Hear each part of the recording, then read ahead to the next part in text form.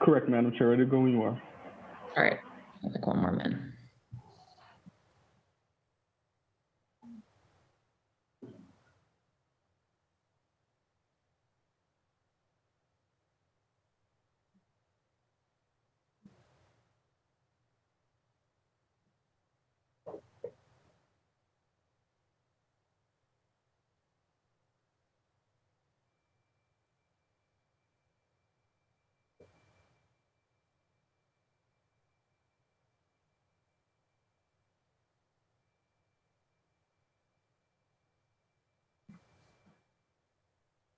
All right, we've got a couple colleagues who are just about to come in, but I think since I've got all these dockets to read, I will get us going. So I'm calling this working session of the Boston City Council's Ways and Means Committee to order. For the record, my name is Kenzie Bach.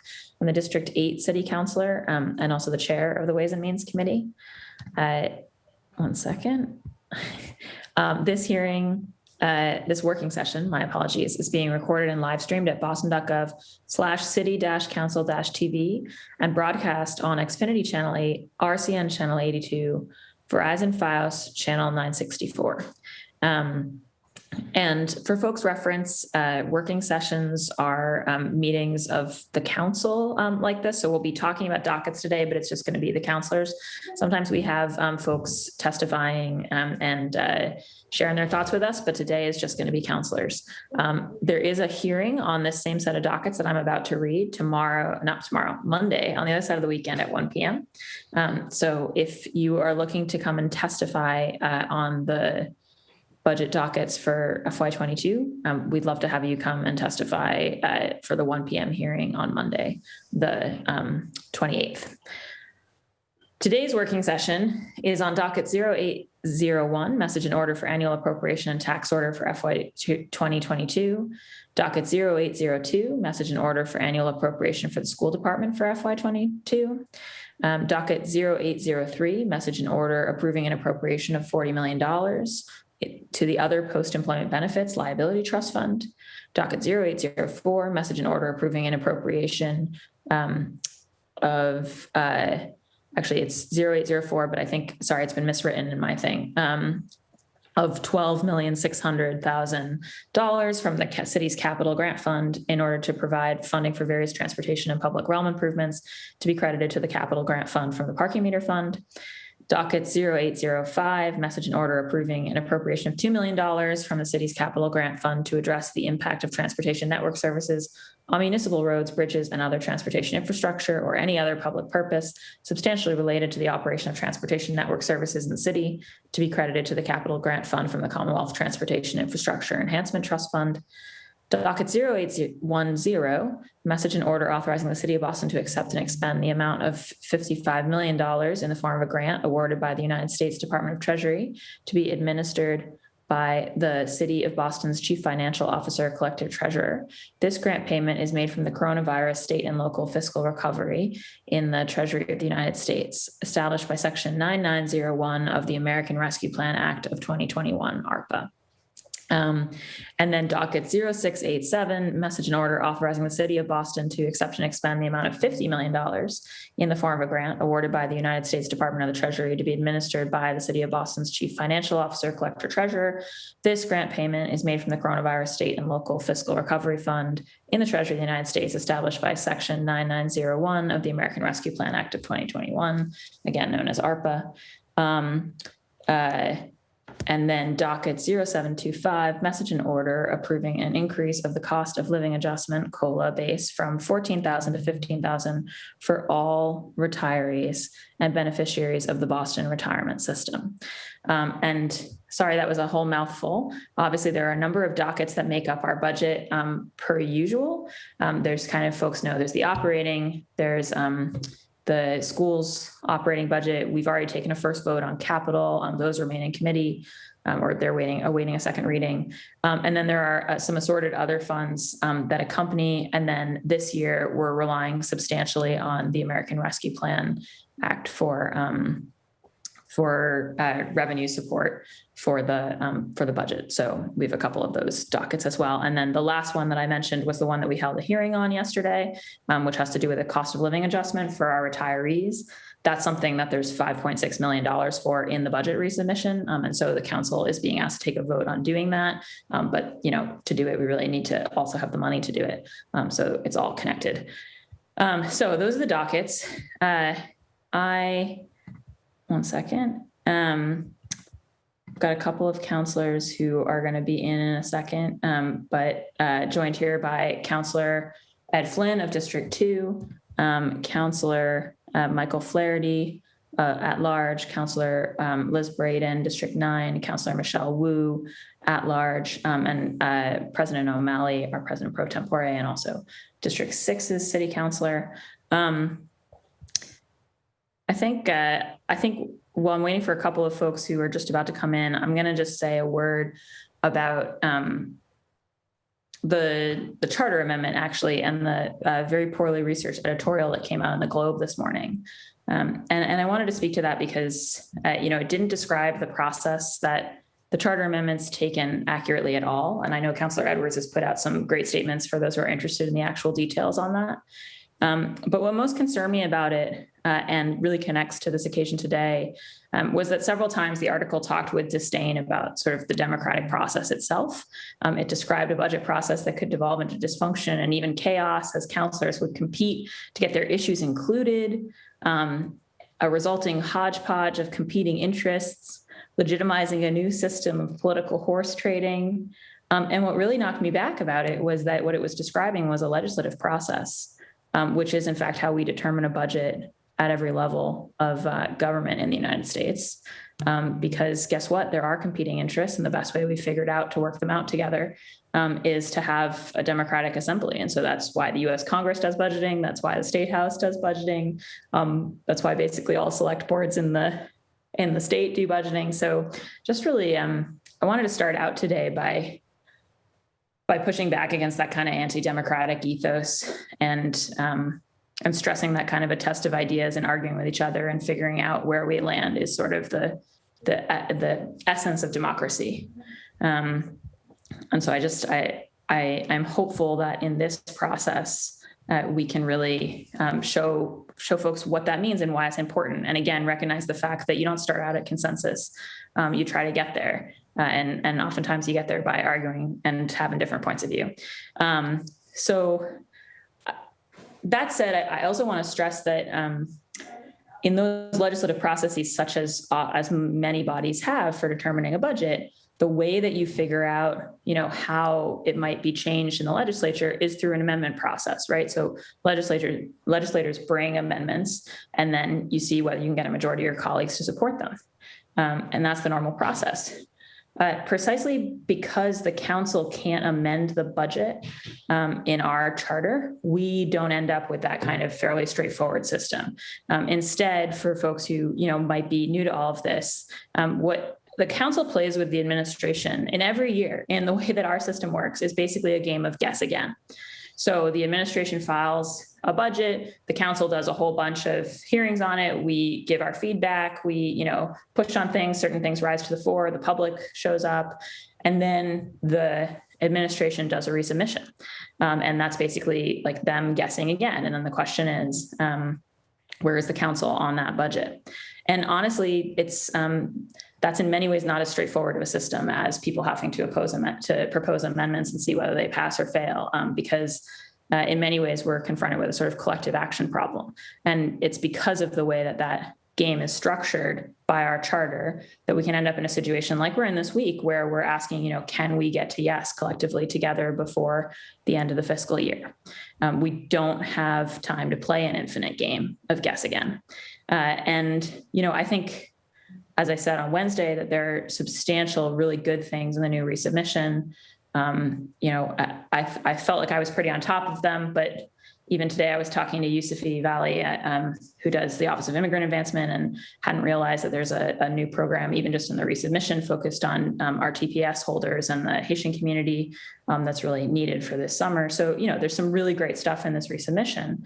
But as counselors made clear on Wednesday, there are ways in which the budget is coming up short to face some of our most pressing needs, and the body's concerned about that and concerned about authorizing it without confronting those needs more directly. And I just want to stress that, the problem with going to a 1/12 budget, not getting to yes, is real. It's something that immediately impacts our financial standing, no matter how long the wait is between that and getting a budget. And I think that there's a real risk that it's then hard to get a budget because actually nothing structurally changes about the situation. I don't think that that's the route that the people of Boston expect and hope for from us. But what encourages me today, and why I'm grateful to colleagues for talking on Wednesday and for being here, is that, in my past life, I studied game theory a little bit. And the way you sort of break a vicious cycle of a classic game like Prisoner's Dilemma, where you're kind of all trying to guess what each other is going to do, is that you collaborate and you communicate. And if folks talk to each other and share their strategies, the barriers to success disappear. So the goal of today, from my perspective as your Ways and Means Chair, is really to coordinate and share our thinking and to actually try to get to a place where we can say to the administration, not guess again, but actually, here are the things that we feel like if they were added to the budget in a supplemental appropriation, we would feel comfortable approving the budget. And so I put together a memo with some ideas based on what people said earlier in the week, and I want to get them out on the table. I haven't had a chance to talk to counselors about them because the way that we deliberate, as I mentioned before, is always in public in the city council. So, it's wanting to throw some things over to colleagues that I think reflect the conversations that we've had, but people might look at them and say, no, that's not what I was thinking. Here's another idea. The idea is to get a bunch of ideas out on the table today. And we, my committee, will make sure to get all of those over to the administration right after this working session so that they can come prepared to discuss these things on Monday. And that way, I think we can both learn about the resubmission, ask questions about the resubmission, and ask questions about, some of these supplemental things. And again, not play guess again, but instead sort of establish collectively how we can get to yes on this budget. So that's a bunch of words from me. I will go in a moment to colleagues for any initial comments or questions. And then I think what I'd like to do, because folks watching don't necessarily have the memo that I sent out, I'll just run a little bit through some of the thoughts that I had and then open the floor for colleagues to raise ideas or comments on those. And then we'll kind of summarize where we're at and go from there. And I guess the first thing I'll say, just that my memo starts with, is that, really the criteria here, I would say, for thinking about what could get us to yes is that it be something that we can come together around. It doesn't need to mean unanimity, but it does need to mean that that it's something that, if we added it, that 7 or more counselors would see fit to pass the budget. And also I think that the reality is, because we're so dependent on American Rescue Plan revenue this year, that, expenditures have to be things that are ARP eligible. So those are the main things. With that, thank you for everybody's patience. I would like to go to my colleagues for sort of initial comments, questions. I know a few people, because we scheduled this so belatedly right after the council meeting on Wednesday, have hard stops and such. So I did want to get everybody to have a chance to get a word in, even if you have to go. And I'll also note that since I read the list, we've been joined by Councillor Lydia Edwards from District 1, Councillor Andrea Campbell, District 4, and also Councillor Anissa Savi-George at large. So Councillor Flynn, did you have any opening questions or comments? Well, thank you, Councillor Bach, and thank you to you as the Ways and Means Chair, and also to the City Council President, Councillor O'Malley, as well, for your leadership during this difficult time. So we certainly appreciate your work. We also recognize the staff of Mayor Janey and her team as well. I remain undecided on the budget, but I want to continue talking about our shared priorities, especially on traffic and pedestrian safety, quality of life related issues, public safety, parks and open spaces, services for our seniors, persons with disabilities and immigrants, making sure that they're fully funded as well. I was at a meeting last night up at Medal of Honor Park. There was 200 people up there, and we were talking about pedestrian safety.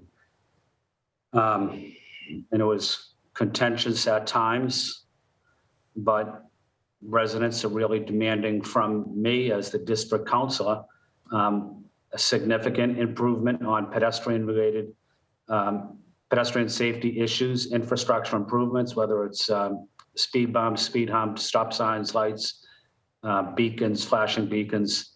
I think pedestrian safety is a public health crisis, and the speed limit is too high, but we also have to enforce the current speed limit.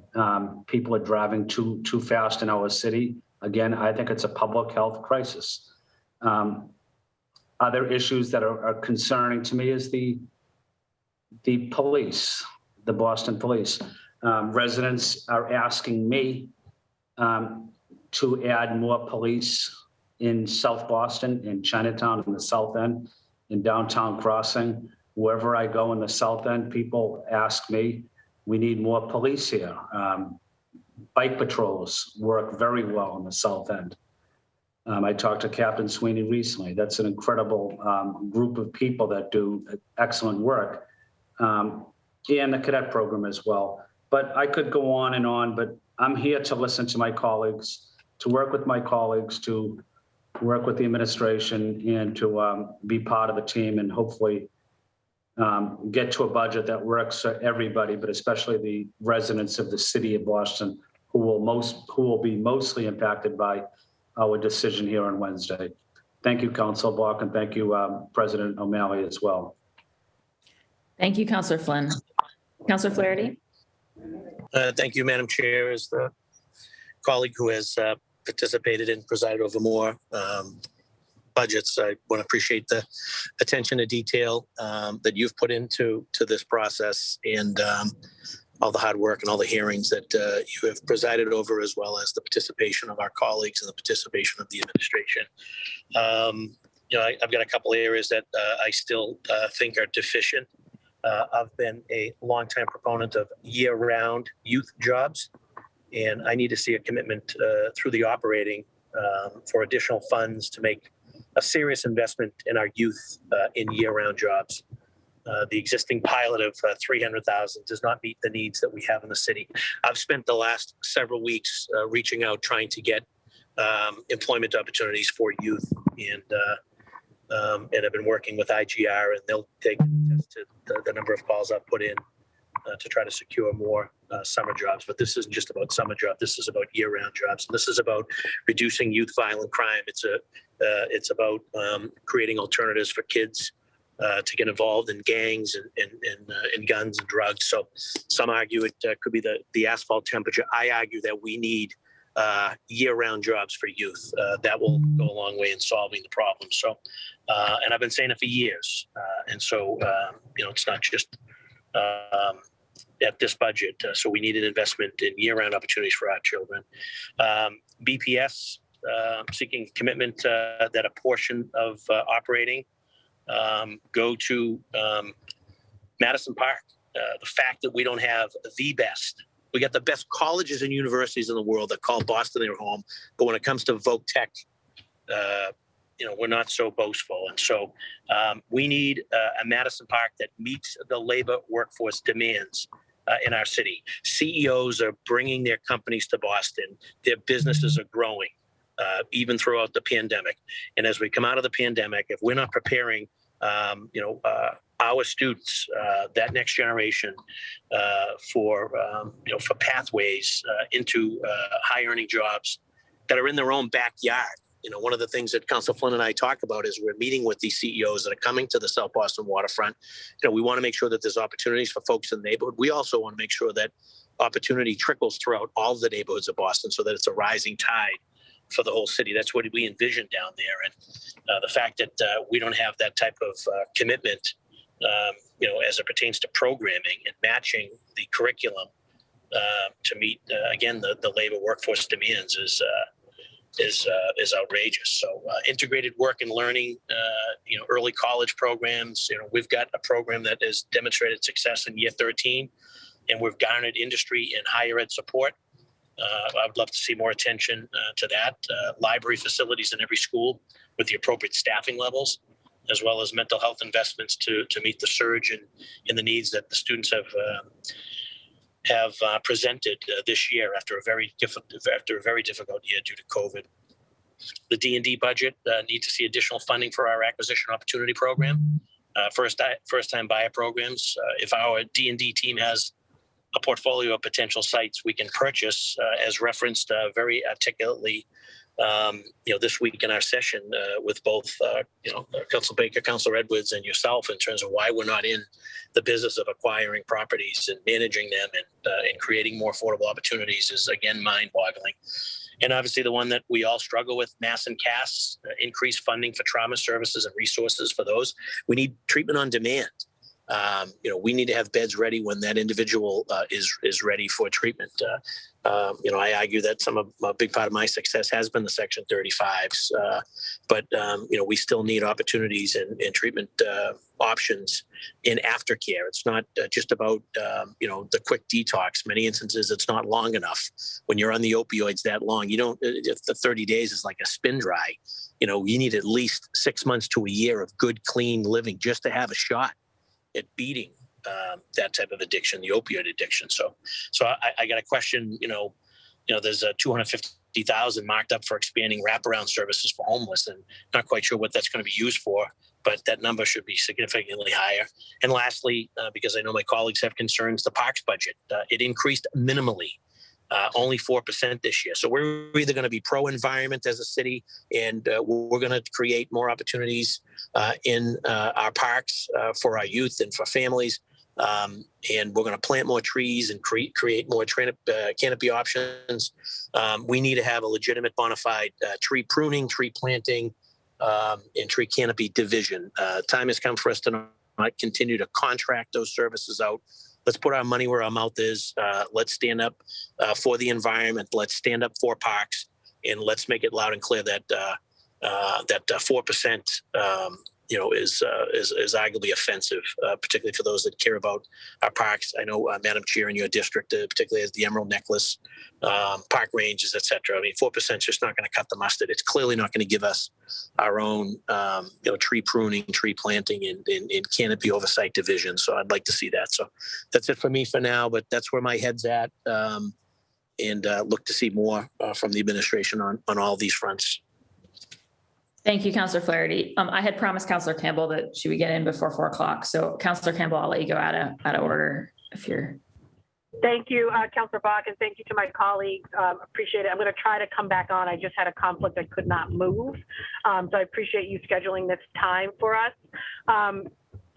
One, I didn't see anything in the document about the police department, and I've obviously continued to lift up concerns with respect to the budget, with respect to BPD.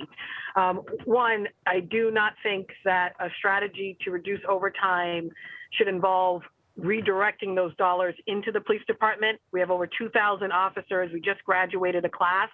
I think there are enough officers in the system. I think there needs to be a really deep conversation about restructuring this department so every neighborhood has the coverage that they need for the calls that they get.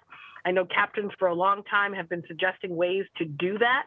And so how do we do that in this moment in time? And I know we've had several hearings on this, including overtime hearings, and have heard folks say they're exploring it, but nothing of significance come out of those conversations.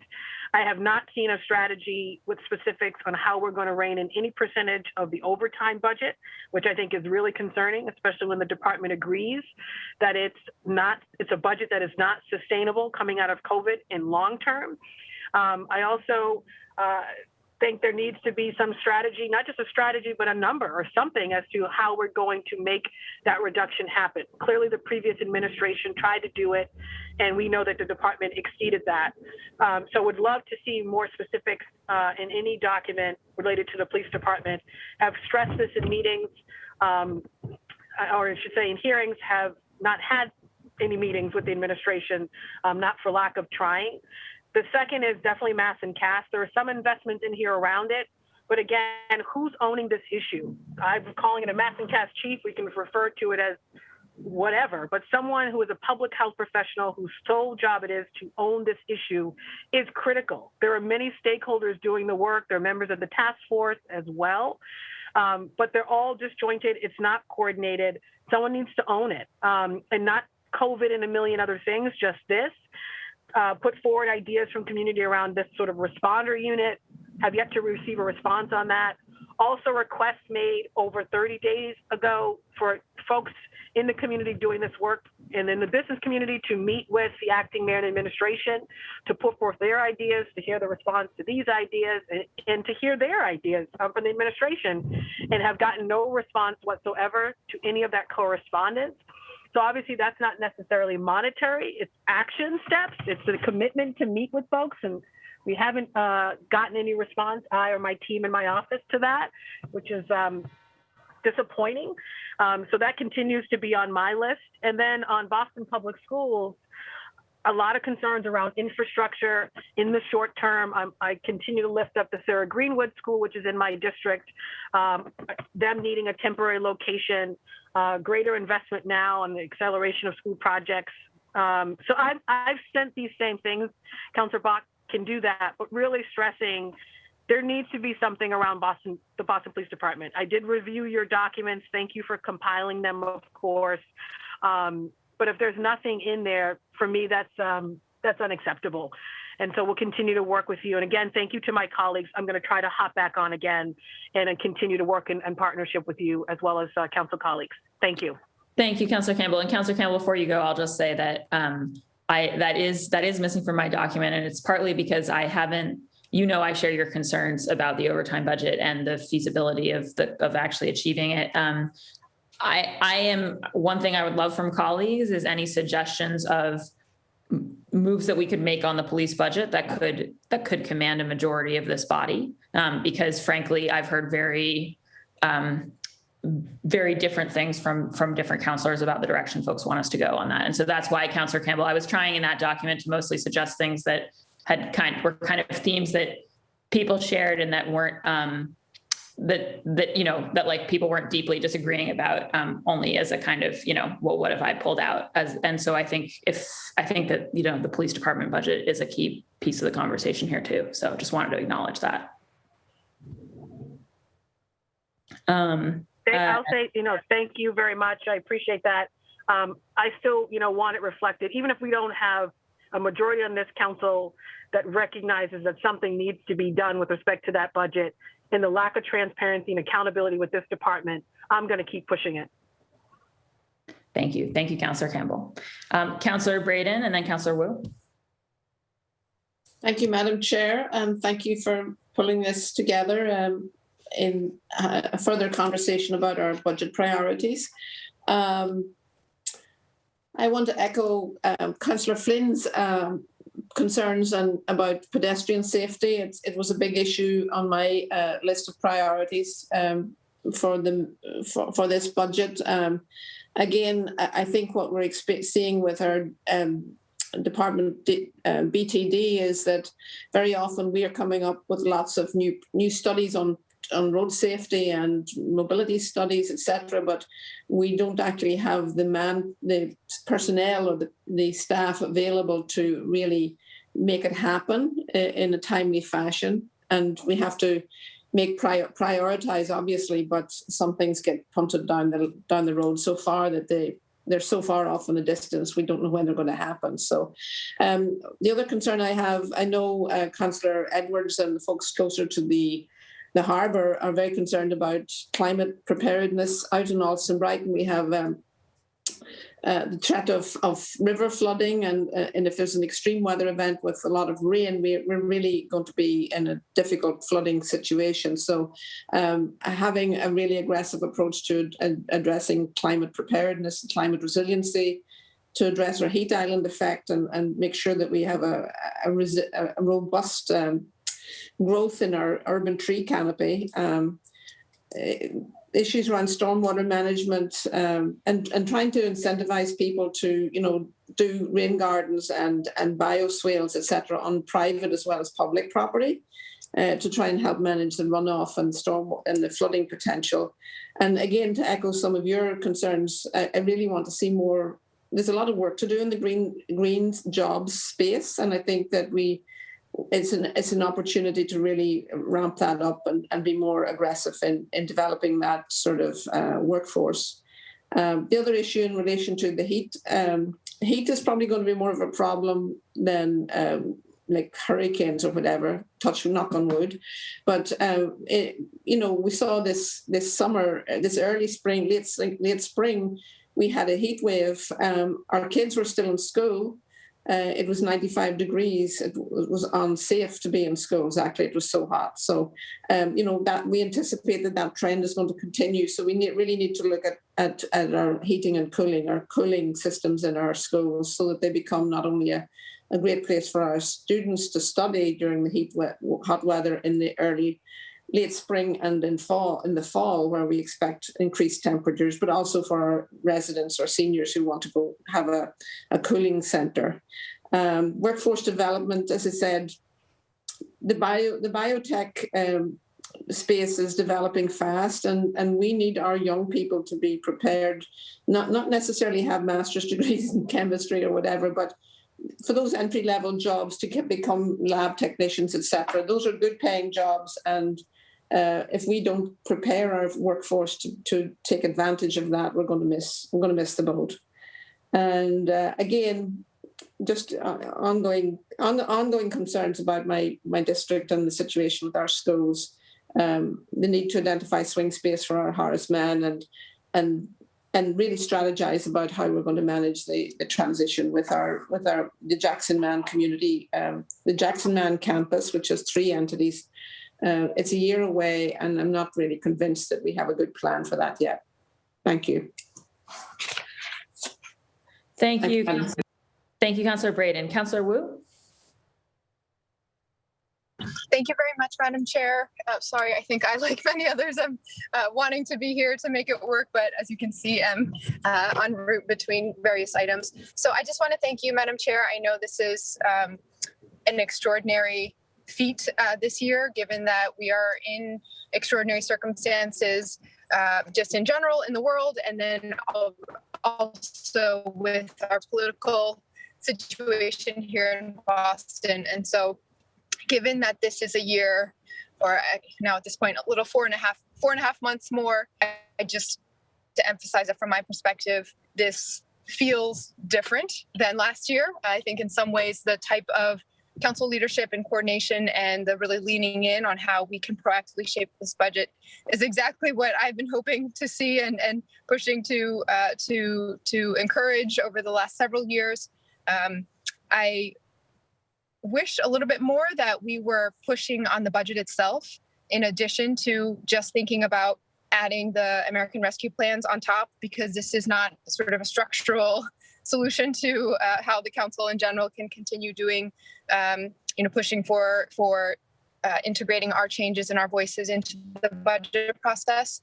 I thought the list that you circulated ahead of time represented a pretty good cross-section of what the feedback seems to have been from the council throughout the many working sessions and hearings that you have chaired. I know that I will toss in there is around childcare infrastructure. And this could fit through the BPS early education side of things, or it could be more tied to the operations of how the City of Boston has been building out the Childcare Entrepreneurship Fund and ways to really encourage those who are hoping to start new businesses or maintain them to keep those seats in Boston, because we are seeing a shutdown of more and more seats across our neighborhoods. And then just to agree in general with the wide-ranging set of perspectives that councillors are bringing to this race, I want to note that, again, this is a moment where multiple candidates, and not just several of us from the council, are going across the city to set forward our visions of what the next administration should deliver. That is very much tied to the budget, but hashing it out through the budget is a very complicated prospect. And so we should be setting a foundation for the next administration, again, in just over 4 months, to be able to make those big changes in alignment with the vision and mandate they will have earned in the November election. And so I am worrying less about trying to accomplish each one of my priority areas through this budget than ensuring that we have financial stability throughout this transition and coming to some consensus about changes, major changes that we could make to improve where we stand now. So thank you for your leadership. I will just add that one little contribution and look forward to continue staying engaged in these sessions over the next couple of days. Thank you.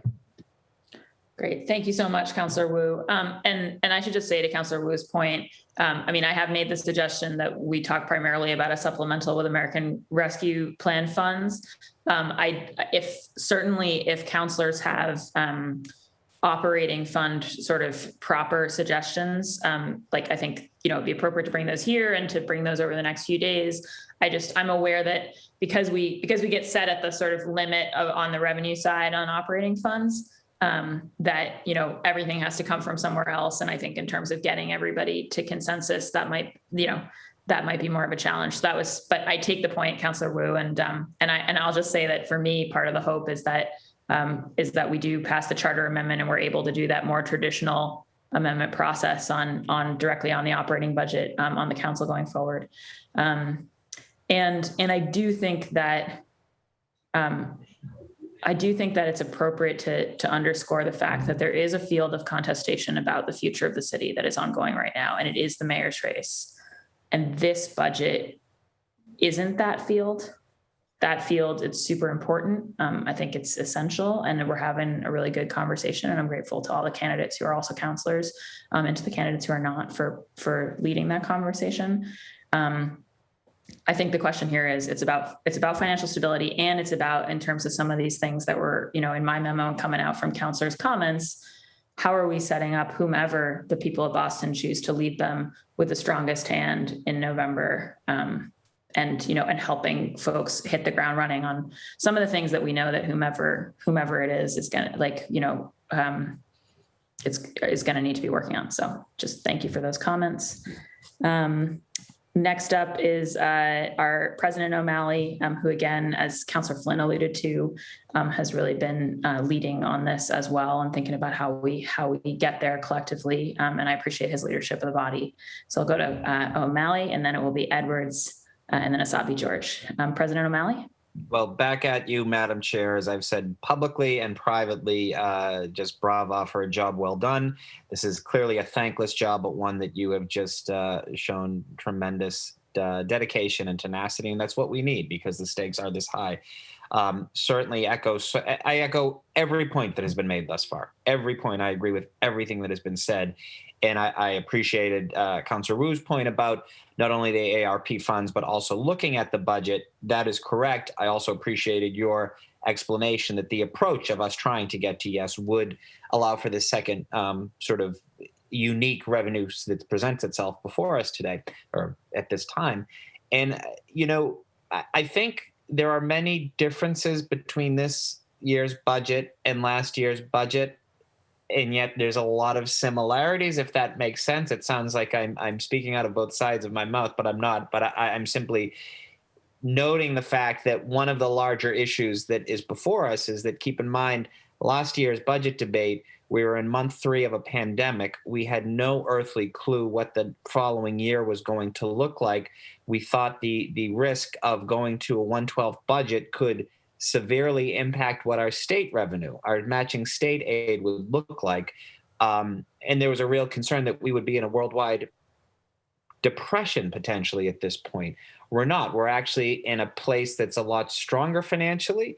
As I mentioned the other day, that's not to suggest we don't have deep income inequality. That's not to suggest we don't have deep structural issues that we need to address as a city. But I think it allows us this opportunity to have a frank and robust discussion on our budget and how we get there. And it's not only individual line items, although those are important, and I will get to some. This is a big preamble. but it's also our approach on what it looks like. And I really appreciated Councillor Edwards' remarks and your remarks the other day, particularly as it relates to this being the mayor and the council's budget, this being this collaborative approach. And one thing I take very, very seriously as your acting council president, as your council president pro tempore, is making sure that this body feels respected, feels as though each and every one of us are part of this decision-making process. And it's something that I have reiterated to the acting mayor and will continue to do so in the days ahead. There's an opportunity for us, I believe, to get to yes. And I think it's pretty clear that we are not there yet. And I am hopeful that this first sort of reset, this first, as Councillor Edwards said the other day, or I hope reset, this first working session and subsequent hearings and conversations going forward can yield us to that place. It's my opinion that it is an easy thing to vote no on a budget. And it's actually hard to get to yes, and I'm prepared to try to get there. And I know each and every one of you are as well. But again, we're not there yet. So I'm hopeful that continued conversations, continued attention to detail. It looks really, it's impressive when you look at the resubmitted numbers, and behind my Zoom, I have a spreadsheet that I believe Michelle Goldberg has compiled for us from central staff.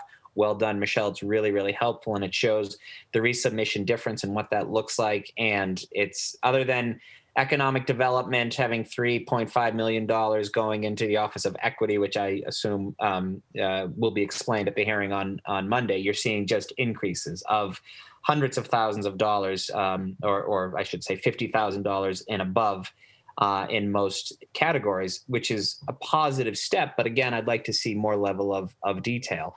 I think Frank Baker, Councillor Baker's speech on Mass and Cass the other day was the finest speech I've ever heard him give, and someone who's been a colleague and a friend for 10 years. And so I think, and that's an issue that we all care about, whether we represent that area or not. So I think having some more specificity and plans on Mass and Cass and what the plan will be from the administration on Monday is key. As it relates to housing, something Councillor Edwards has been a champion on, and what it looks like, it just can't simply be, throwing money ahead. We need a detailed plan before us, and we need to also form these plans with conversations with all of us elected officials, particularly those who have been elected to be the voice of our neighborhoods and our districts. Environmental initiatives, I am glad to see an increase in number, but I want to see some more specifics on trash collection and composting. I've gotten this in the budget the last couple of years. We have a great success story, but it feels like the movie Groundhog Day, where it hasn't yet been implemented. And let me underscore the fact that this is an opt-in program. This is a subscription service. It's voluntary, of course, but it's as cost neutral as one could get as it relates to being implemented. So I need a start date. It's got to be September 1 or thereabouts for this to actually make sense. More than that, using some of these funds as it relates to resiliency, as it relates to building our infrastructure. We have community choice energy because of the work that Councillor Wu and I did a number of years ago with all your support, those who were serving at the time. We need to build some more infrastructure. I want to see solar canopies over every municipal parking lot in the city of Boston where they will work. I want to see EV charging stations. I think now 4 councillors, so I think a full third of the council drives an EV, an electric vehicle. That's great. We want to also incentivize other Bostonians to be able to do so. Looking at building retrofits, the work that we are all doing collectively on building standards and Berto 2.0, we need to have some city funds available to help some of our buildings begin the process of becoming net zero carbon. So there's a lot of specifics that we can put in this budget, just not these large numbers. And it's really working with the councillors to try to listen to us, work with us, use us as partners. We all come from the same street. It is a two-way street, but we all come from the same street here. We are all elected by our districts to serve the entire city of Boston, and the acting mayors included that as well. So I'm hopeful that we will continue these good conversations. I do want to talk about BPS as well, because that's obviously another issue where I think that we need a lot more change and commitments, at least for myself, to get to yes. And I think other colleagues as well have indicated as such. I will talk about the exam schools because that's something that's very important to me and all of us. But it's not just the exam schools, but I will start by talking about what I've been saying for the better part of a year is that this debate is, it's not simple. We can't simply say this is about equity or excellence. This isn't about access to education or strong, rigorous standards. Those two notions are not in conflict with one another. I've been saying this for a year plus, and there's a way that we can achieve both. And it involves, yes, a test. It involves grades. It involves looking at a strategic plan to access to admission, working not with zip codes, but with census tracts, looking at not lotteries, but having straight rankings. We can do what we all seek to do here. And the plans have just, we're in limbo, and we need to see leadership from the superintendent. We need to see leadership from the acting mayor. We need to see something happen. And I'm hopeful we can get there. I've had many conversations as recently as today with the superintendent, with the acting mayor as well. I want to echo something Councillor Sabi George said the other night. I wished all this attention was focused on the non-exam high schools as we talk about what we need to work on. And that gets to the other point, which is equally a concern to me as it relates to the education budget, that in the 11 years I've served, the city's population has grown by probably 150,000 people, and the BPS student population has decreased by probably 10 or 15,000 people. I mean, it's remarkable, and it's an indictment on all of us, quite frankly, that BPS is not being sought after. And I think that we need to show a real commitment and a change. Yes, funding's part of it, but we are putting, $1.3 billion to BPS. And it's not simple as just throwing money ahead. It's looking at inefficiencies around central office. And I say this as someone who counts many folks who work at the bowling building among my friends, but we're seeing more and more people at all of these budget meetings every year. And that's money that's better spent in the classrooms. It's looking at, yes, Madison Park, but also English High School, also Snowden International High School, also all these other high schools that we have real opportunities to have better partnerships with our colleges, with our universities, with our hospitals, making sure that we can, there's no reason why we shouldn't have partnerships in turn with the Longwood Medical Area in your district, Councillor Bach. There's so many opportunities here that I just hope that we get serious about. We're not going to solve it over the next 4 or 5 days. I mean, I'm not naive enough to suggest that any of us could come up with this magic bullet, but we can have better plans going forward. And I am hopeful we can get there, but we are sure as heck not there yet. So that's sort of the big picture issues. I appreciate it. I think I've perhaps gone on a little bit longer than I'd anticipated, but I would close simply by saying we can get to yes with better plans, with strong leadership, with respect, and with collaboration, and with this council and this acting mayor working collaboratively to get there for the people of Boston. It's going to take some work, but I'm confident we can get it done. Thank you, Madam Chair. Thank you, Mr. President. And there's always extra time for the president. Next up is Councillor Edwards. And then I should say we were joined a while back by Councillor Julia Mejia, who I neglected to recognize. So it'll be Councillor Edwards, then Councillor Sabi George, then Councillor Mejia. And Councillor Edwards, obviously, I took a moment up at the top to acknowledge the conversation about the charter amendment today, and would feel it entirely appropriate if you wanted to do that as well. So you have the floor. You know me too well. You know me too well that I would probably have taken that moment even if it was not appropriate. But I do appreciate you bringing up the I think ill-informed, inaccurate, and rushed opinion to just shoot down democracy by the Boston Globe.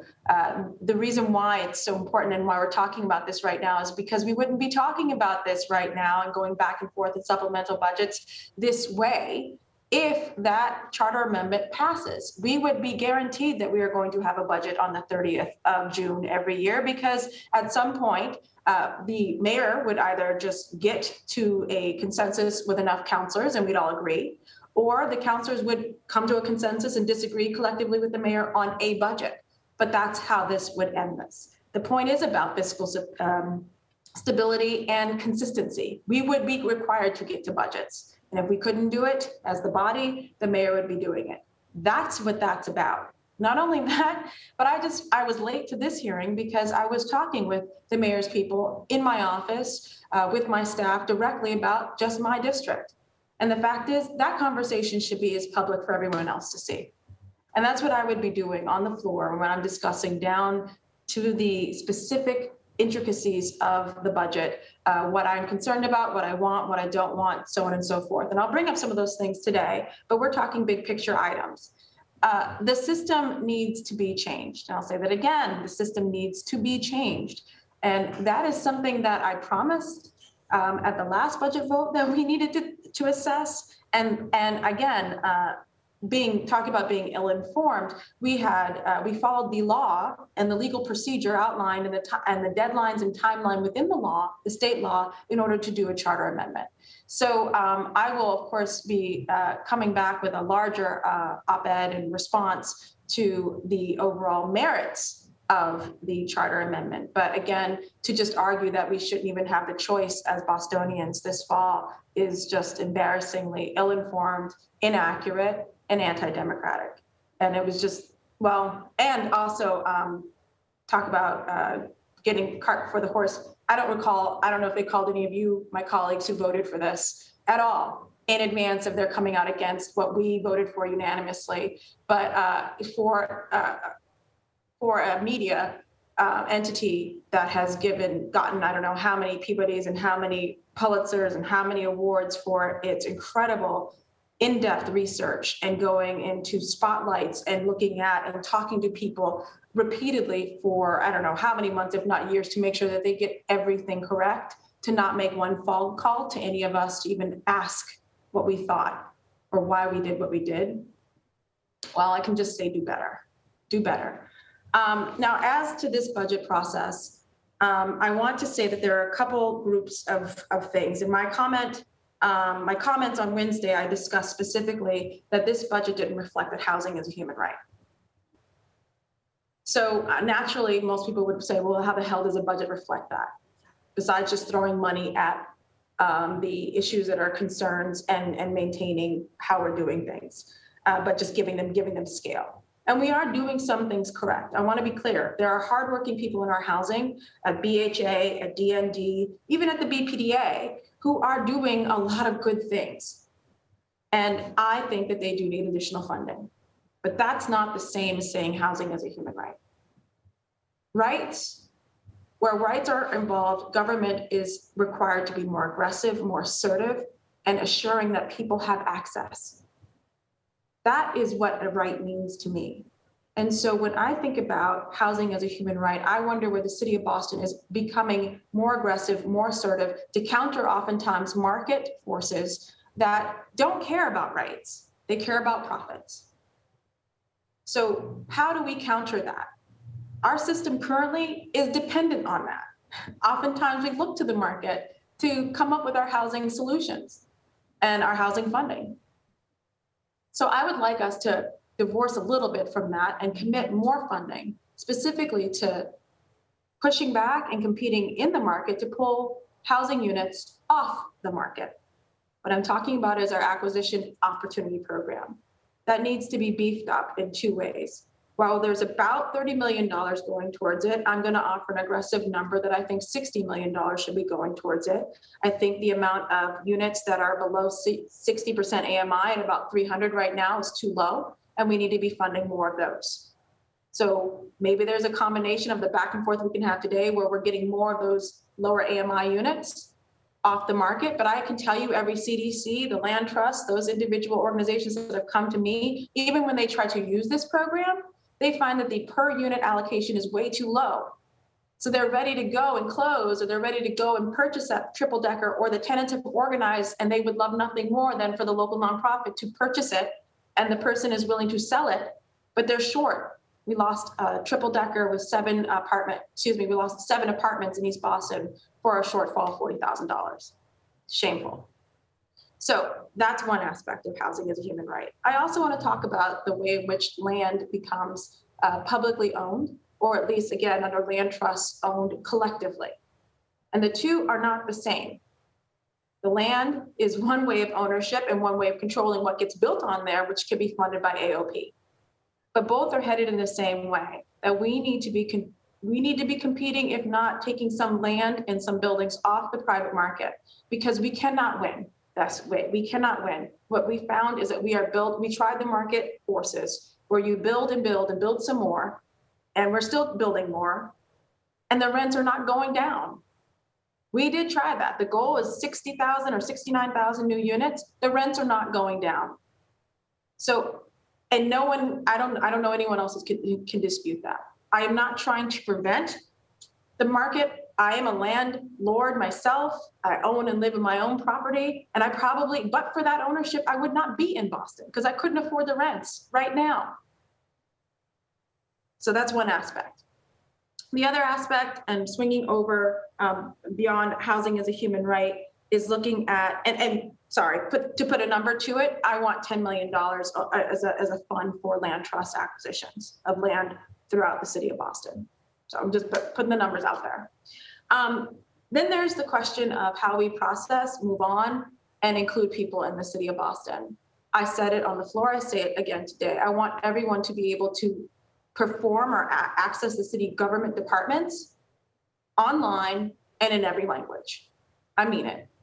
And our current budget went up $5 million only from last year's Do It budget to this year's Do It budget.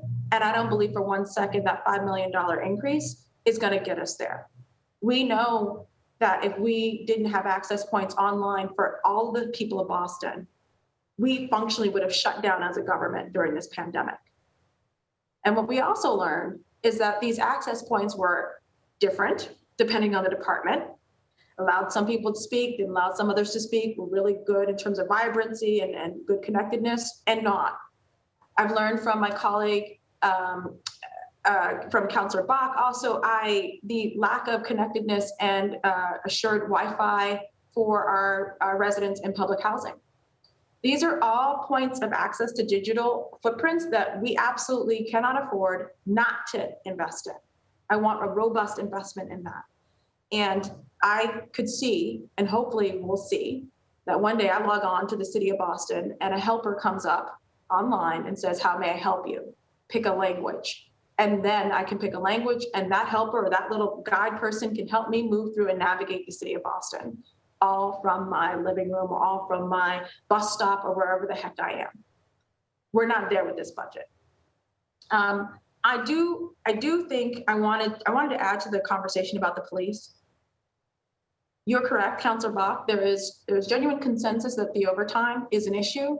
There's also genuine consensus and knowledge that the budget process, as we learned from last year, this budget process does not fix the overtime issue, right? The contract does. But I also wanted to acknowledge for the people at home how many times Councillor Bach, Councillor Campbell specifically asked the police to come with solutions for the budgeting and helping with fiscal stewardship. And how many times the police basically said they really didn't have a difference of operating. And so this body did ask and are willing to partner with the police on how to make sure that they're more fiscally steward. But I just wanted that to be clear. It wasn't for lack of we're not thinking about it. I know all of us have gotten calls. All of us have gotten calls about the police budget and how it didn't go far enough in terms of, for some people, reducing the police budgets. But again, I'll remind people how that happens and where the biggest increase is in overtime, and that is a contract issue. I want to end by, make sure, oh yes. And finally, I want to end by the last program that I feel the city did execute quite well and needs to beef up exponentially, and that's the High Road Kitchens program in partnership and helping with mini grants, just outright money to smaller restaurants, majority of them not downtown, who are in the small neighborhoods, bodegas, cafes, so on and so forth. We gave out grants of $15,000 to $20,000 to them to allow for them to pay for their staff to keep going in exchange for, and that's what's important, them taking courses in sexual harassment and best practices.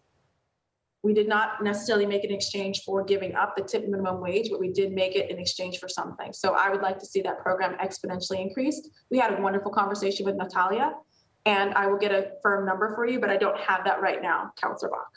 Those are my 3 bucket areas that I felt that you gave me as homework to come back with some numbers. So I'm working.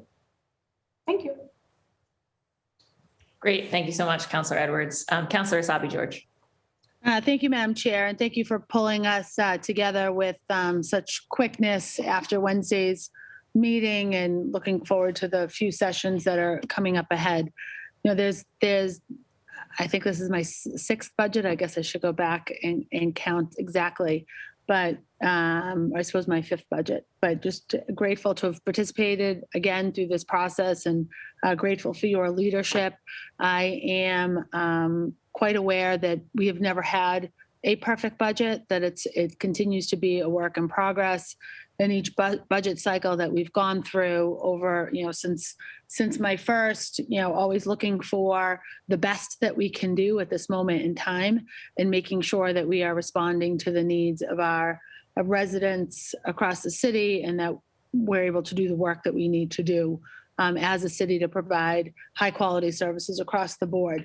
My sort of general thoughts about the process to date is we've really missed some opportunities for true collaboration and getting to a better spot with this budget. And I'm hopeful that over the next couple of days that we can do that. And, certainly there are very specific asks that I have around making sure that all of our schools have a full-time social worker or a mental health provider in all of our schools. There are 26 schools for September, and as it is outlined or funded in this current budget that's before us, that will have part-time providers. We need to right-size that, full-size that. That's 13 additional social workers or providers to add to this budget.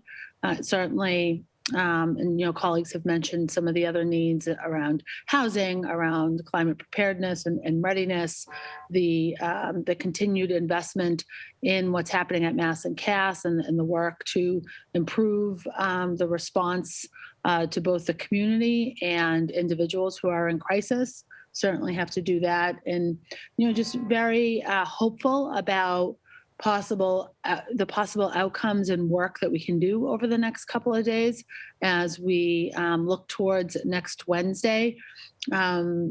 Certainly there is some difficulty around the schools piece and some of the missing pieces related to the school committee meeting, which won't happen until after our council meeting Wednesday at noon. So looking forward to some additional commitments around some of these general pieces.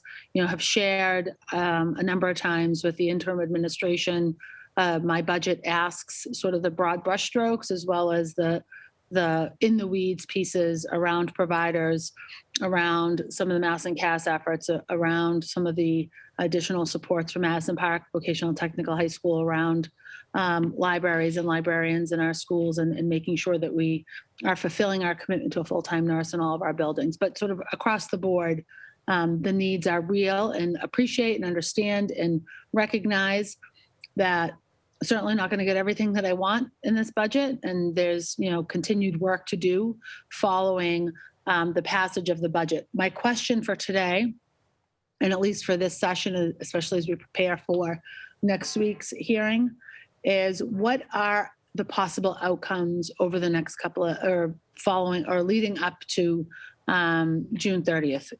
If we don't pass the budget, what happens next? What is the process and the outlook going forward? What are the, what's the calendar look like? What is, what's a 112 look like? And does that extend over a period of 12 months? And I think we've covered this maybe quickly once before. Is it something that can last just 1 or 2 weeks? I know, there are some funds that are important to a few of the departments that are that they're waiting for on July 1. If we weren't to pass a budget next week, is there an opportunity to allow some programming to continue as the summer months approach and the new fiscal year approaches? I'm not sure if, Madam Chair, if you have the ability to respond to that, but I'd like to know sort of the possible A, B, C, D could happen. Sure. Thank you, Councilor Asabi George. I'll speak a little bit to it. And I think also, we can we can, I'm sure they're watching, make sure that the administration is prepared to address that on Monday. So for folks, the way this process works is that if we don't have a budget voted in by the end of the fiscal year, and it happens that this year our vote is actually on the day of the end of the fiscal year, on the 30th, also my birthday. If we don't have a budget by then on the 1st, we go to what people are referring to as a 112, which what it means is that each month you just go to 1/12 of the budget from last year, right? The full annual budget. So it's basically and at first that seems like not so bad, right? That's a continuity budget. It's the same as we have right now. The challenge with it is a couple fold. One is that any place where you have a cost increase, you're not doing your allocation that was meant to meet that cost increase is not happening. So you end up with things that you have to cut. The other thing is that obviously anything that's new that was not funded last year that's meant to be funded this year, it doesn't get funded. And the challenges in terms of your point, Councillor Asabi George, about, could people move money around and do some of the things that sort of need the money in the, urgently in the summer. The challenge is that the whole point of the 112 is that there's been no democratic authorization for a new budget. So they have to default back to this, what was approved last year. So there's not really that same kind of wiggle room. I'll say that, certainly, and again, I think I would ask the administration to come and speak about this on Monday. In terms of the things that have trickled up to me from the grapevine of kind of concern about timing, the ones that I've heard directly from people so far have been, we have a major significant investment in youth summer jobs in this budget. That program is meant to start on July 6th. And it's a particularly major investment because it's going up a bit from last year, but the thing is that last year we went up in a big way and we funded it with CARES Act money. So the problem is that money that filled the gap last year isn't in our operating budget, right? It's because it was CARES Act, it was a separate bucket last year. So I think the youth jobs line item, YEE, is up like 4.5 million or something from last year. So that's a very major gap if that goes away. I know that the Dreamer program specifically was not funded last year, and this new TPS thing that I mentioned at the start was not. I know that Orion Heights, the public housing development that has a significant gap filler in this budget, is looking to close that deal. And they're actually just waiting on budget approval for that. And I used to be in that world, and when you're lining up affordable housing tax credits and all the paperwork, the timing can get quite tight. So I know that that's an issue, but I won't.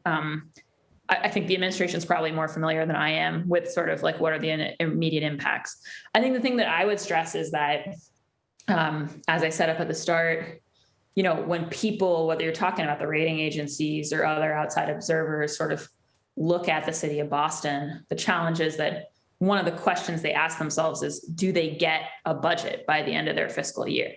And so that's a kind of yes/no question. And so the issue of, there's a few weeks or is a few months. And obviously Councillor Baker expressed his view on Wednesday that it wouldn't happen that quickly. But I think there's that question about timing, but then there's also just this bimodal question of does it happen or not?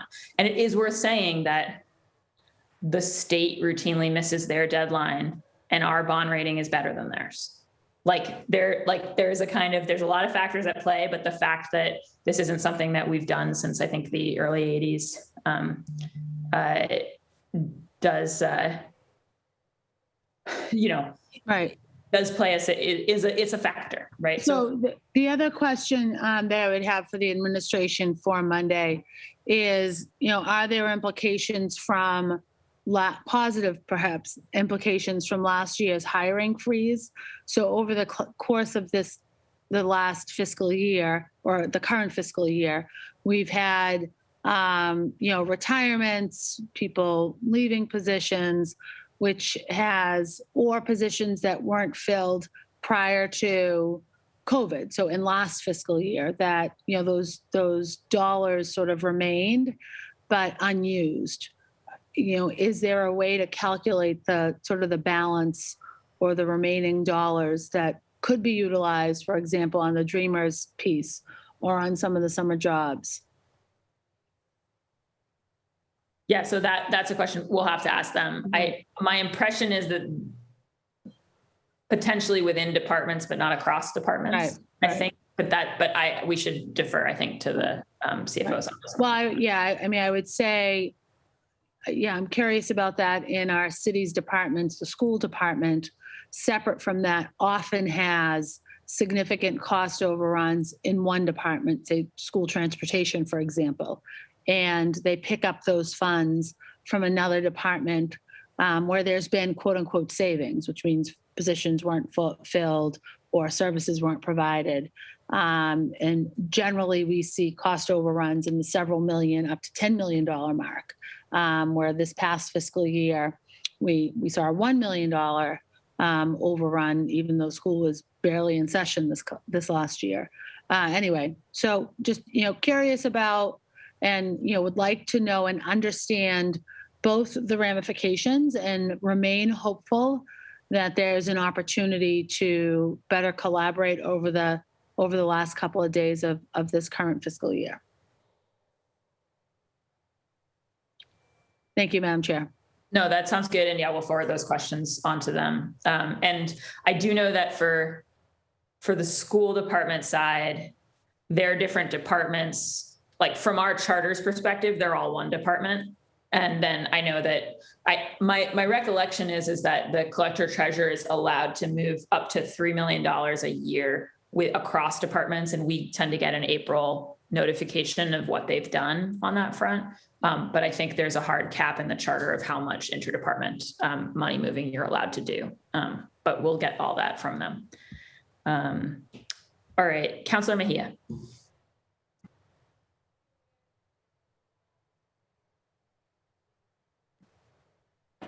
Let me just check.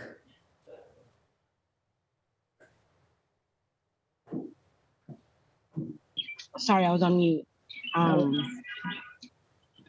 So yeah, I have a few questions, but I think, this is my second budget, and I'm so incredibly in awe of the passion that I'm seeing this year.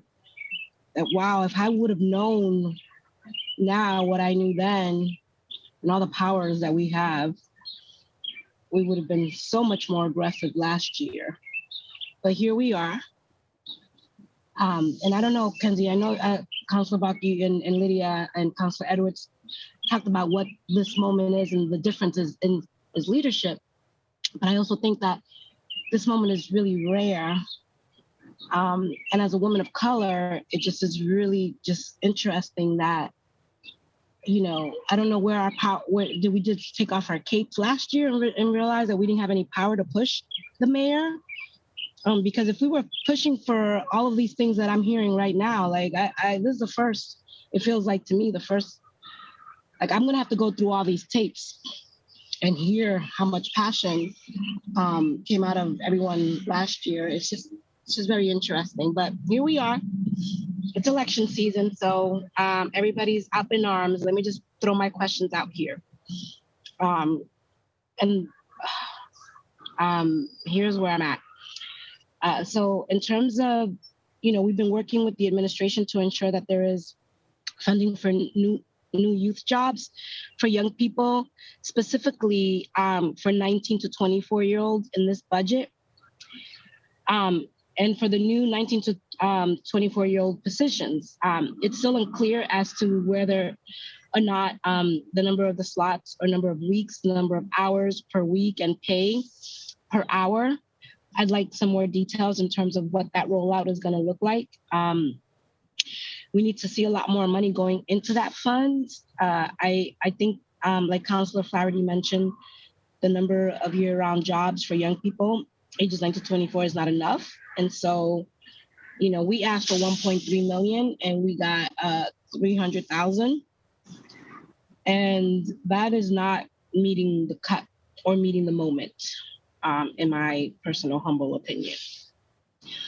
The other piece is, I appreciate the chair's memo. There is a discussion around the timeline for the municipal broadband study. I think that this is an important question to ask, and I would like to also ensure that we have people who are committed to a community-centered process facilitating this study. It needs to be community-driven. And while I appreciate the study, we were asking for municipal broadband, and we already know that we need it. I don't even understand why we need to do a study to, I mean, maybe it's a study to figure out the infrastructure for it, but I think I'd like to see a timeline and a deadline and then some outcomes of what is next and what is to follow. We still need some answers around when the new police classes would start and what the cost of each class would be in this year's budget and in the future budgets. There's still an unresolved issue around public safety reforms that people have been calling for, including Mayor Janey last year. This includes getting rid of the gang database, which is something that I think is more of a policy, not so much a budget, but I think that that's definitely something that we can work towards here. Reducing the number of cadet classes. If we're willing to compromise, can we just do one class instead of two? And also permanently ending the RFP for our security cameras. Where is that in the conversation, and how are we going to negotiate that on the council? And then when it comes to BPS, as a BPS graduate and as a BPS parent, there's still a lot of work to do. And while everybody's hooting and hollering about these exam schools, Madison Park continues to go neglected. The Margarita Muñez is able to expand, but they don't have the facilities to do so. Boston Day and Evening Academy. I just feel like there's so many stepchildren in the Boston Public School system. When you think about facilities and who is getting what, it's like a trickle down in effect, right? And those who have the most usually end up with everything. And those who have the least are lucky to have crumbs. And so I think we need to be a little bit more aggressive about some of our financial commitments in BPS. And I will continue to harp on Madison. And I believe that the Margarita Muñez needs facilities to expand. They're one of the only dual language high schools here in the city of Boston. And I think we need to support and expand. And then in regards to, I reached out to whoever would listen, advocating for ethnic studies program. I would like to see where the financial commitment is for that. We've been fighting and hearing from advocates around community hub schools with BTU staffing. And then there is an opportunity for us, if everyone is really serious about family and community engagement, then we need to fund family and community engagement. And there is a program specifically designed to do just that. And that's it's Parents as Mentors program. And it's only $200,000. That's it, to train 25 parent ambassadors to serve as real family engagement, and they get paid stipends. We can't continue to rely on family liaisons and people who have other agendas. We need parents to have an independent voice in this process. So we're looking for more dollars invested in youth jobs. I would say $2 to $3 million more if we're really going to get to a good place. And so, yeah, those are the things that are heavy on my mind. And, Councilor Bach, I have to say, I give you a lot of props. This has been such an amazing journey. And to see you creating space for us to actually push back on the mayor and say, this is not working for us, feels like, wow, I'm so grateful that I have the opportunity to tell the mayor that. So thank you. I wish I would have had this opportunity last year, because I didn't get the opportunity to do that. I had to go to Twitter to talk about the things that I wanted. So to be able to have a working session and to advocate for the things that the folks who we represent are asking for, I'm highly encouraged for what this work will look like moving forward. And I remain hopeful. And I think that all in all, at the end of the day, the bottom line is that everyone needs to manage their expectations this year. We have an appointed mayor. We don't have a police commissioner. Leadership transition, we're in turmoil and in a state of transition and constant flux. What we need to do is lay down the foundation for the big fight. So whoever sits in that seat come 2022, that they come prepared to roll up their sleeves and do the work that we all have been in this session, because I will replay all of this and make sure that we go round two to see where we land and if the appetite for real change is there again. Thank you. Thank you so much, Councilor Mejia. Yeah, and definitely, as I said in the meeting on Wednesday, I feel like I have learned as a chair that we need this kind of space, I think, as a council to make our voices heard on behalf of our constituents. So appreciate you. I thank you to all colleagues for those comments. I think it was really helpful to get a bunch of things on the table. I am going to go through my memo in a moment just to talk through that, because obviously folks don't have it in front of them. Although if you want it, you can write to Michelle, MICHELLE.A.Goldberg, GOLDBERG at boston.gov, and she'll send it over. It's a public document. But I am just going to ask councilors forbearance and take a 2-minute recess as a matter of personal privilege, if that's all right. So I'm just going to recess this hearing for 2 minutes. We'll be right back. Thank you.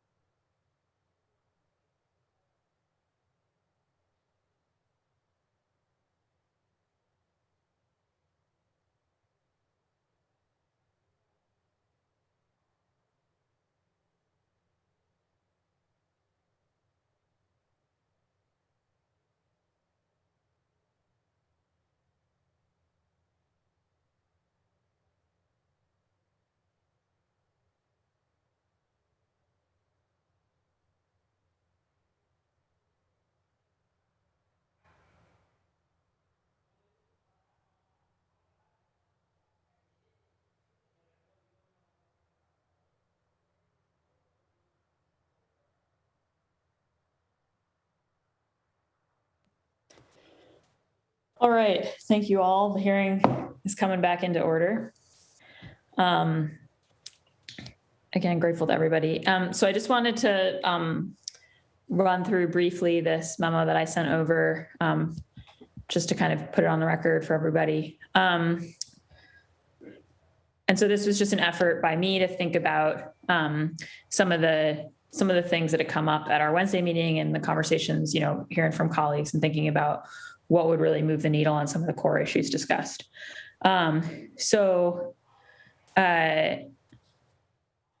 Councilor, so the first thing that came up is something that Councilor Edwards has already spoken to extensively, which is the Acquisition Opportunity Program. This is the program whereby the city supports opportunities for us to basically snag buildings that are on the market, often apartment buildings, although they can be small triple deckers. There's been a big project around that in East Boston. But, an apartment building goes up on the market and maybe it's sort of naturally affordable or a little more affordable than other things, right? Maybe it's like a kind of what they call Class C apartments, which are, they're old, they don't have the fanciest fixtures, et cetera. And so they're reasonably priced, right? And they're part of how families have historically stayed in the city. And then an investor sees an opportunity to buy them, by hook or by crook, kick everybody out, fit them up, raise the rent, and a lot of this affordable housing stock that's kind of informally affordable disappears. And it's been a repeating story around the city. And it's of great concern, I think, to all of us, and we see it in our neighborhoods. And I think just in general, we're in a moment where unfortunately there are sort of deals to be had because of the dislocation in the economy with the pandemic, and private equity folks and just folks who have deep capital pockets are taking advantage of that moment to snap things up, whether you're talking about commercial real estate with the sort of uncertainty about what office life and stuff are going to look like, or residential. And the thing is that that's a competition that, your average family renting in one of those buildings just can't compete in, but the city can. The city can be part of acquiring properties like that and taking them, as Councillor Edwards said, off the speculative market. So I appreciate, Councillor Edwards, that you also made a suggestion about some of the policy aspects of the program and kind of changing the number of the amount of money per unit that the city could put in on some of those, which I think we should have further conversation with the administration about. And if you have those things written down, great. If not, we'll transcribe them on our committee side.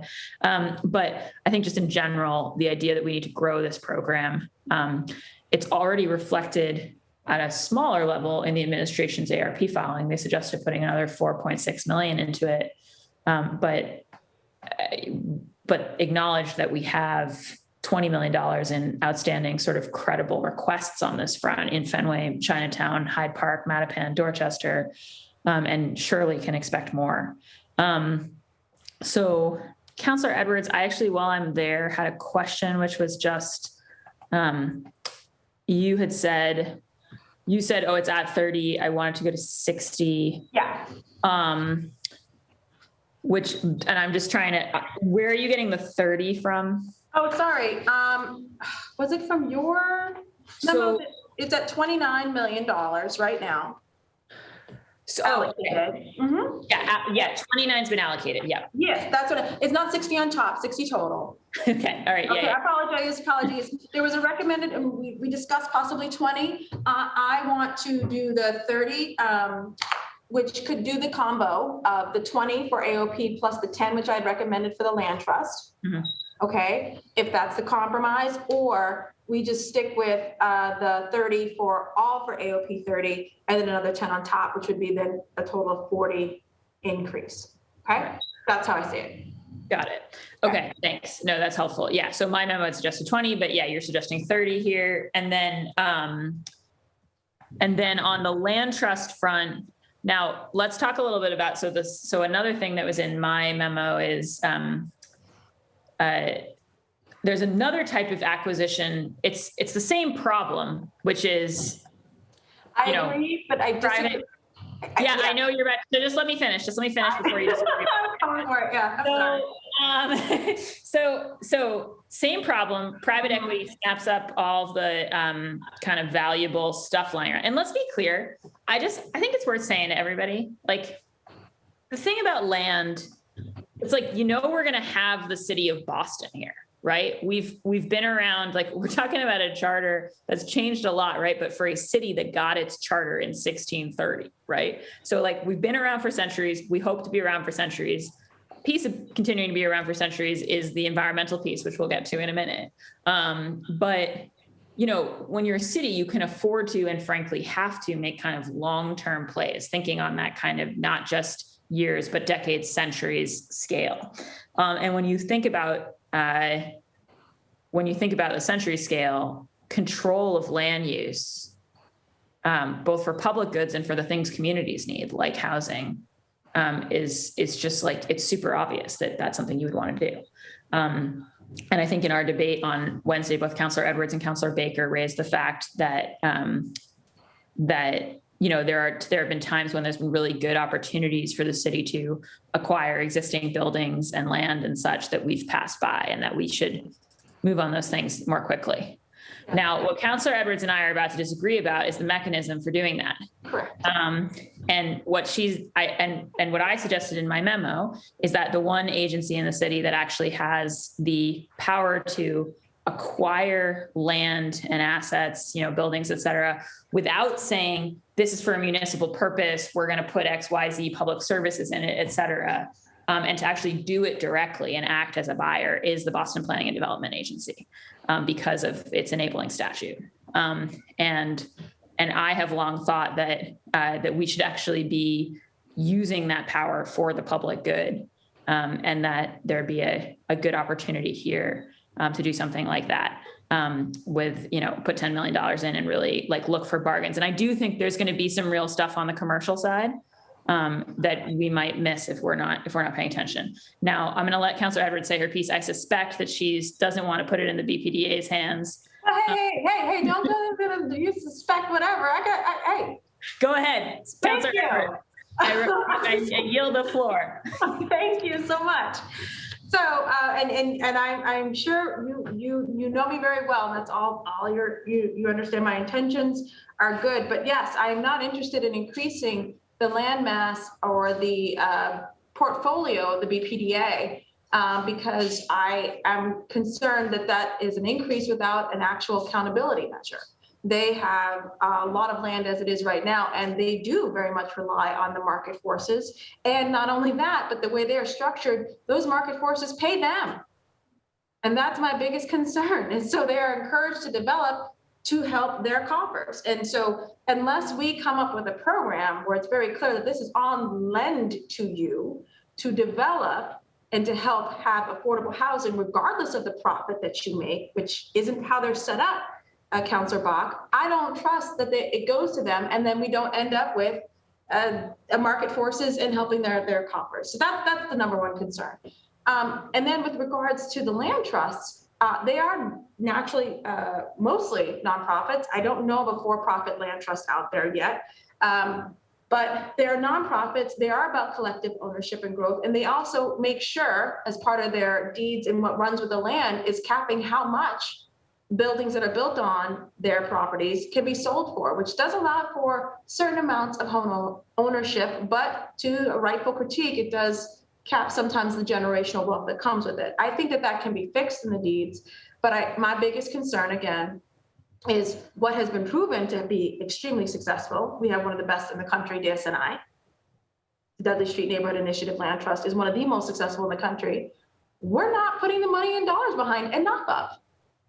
So that is why I think $10 million, and I'll just a little bit of further background information. When I was at Office of Housing Stability, and I was a director there, I specifically wanted to come up with a land trust training program for nonprofits and groups of individuals so that we didn't end up giving out parcels of land, for example, and then not having proper stewardship. I wanted it to be a 2-year program that the nonprofits would eventually be able to be awarded groups of land. How would that happen? Just to let everyone know, we get land, we get gas stations, we get property all the time through tax liens. The city of Boston ends up with some chunks and randomly has these things.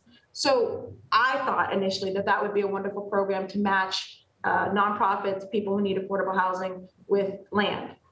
I still think that could happen one day. I'm not interested in designing that. I'm interested in a fiscal commitment to a design program for land trusts.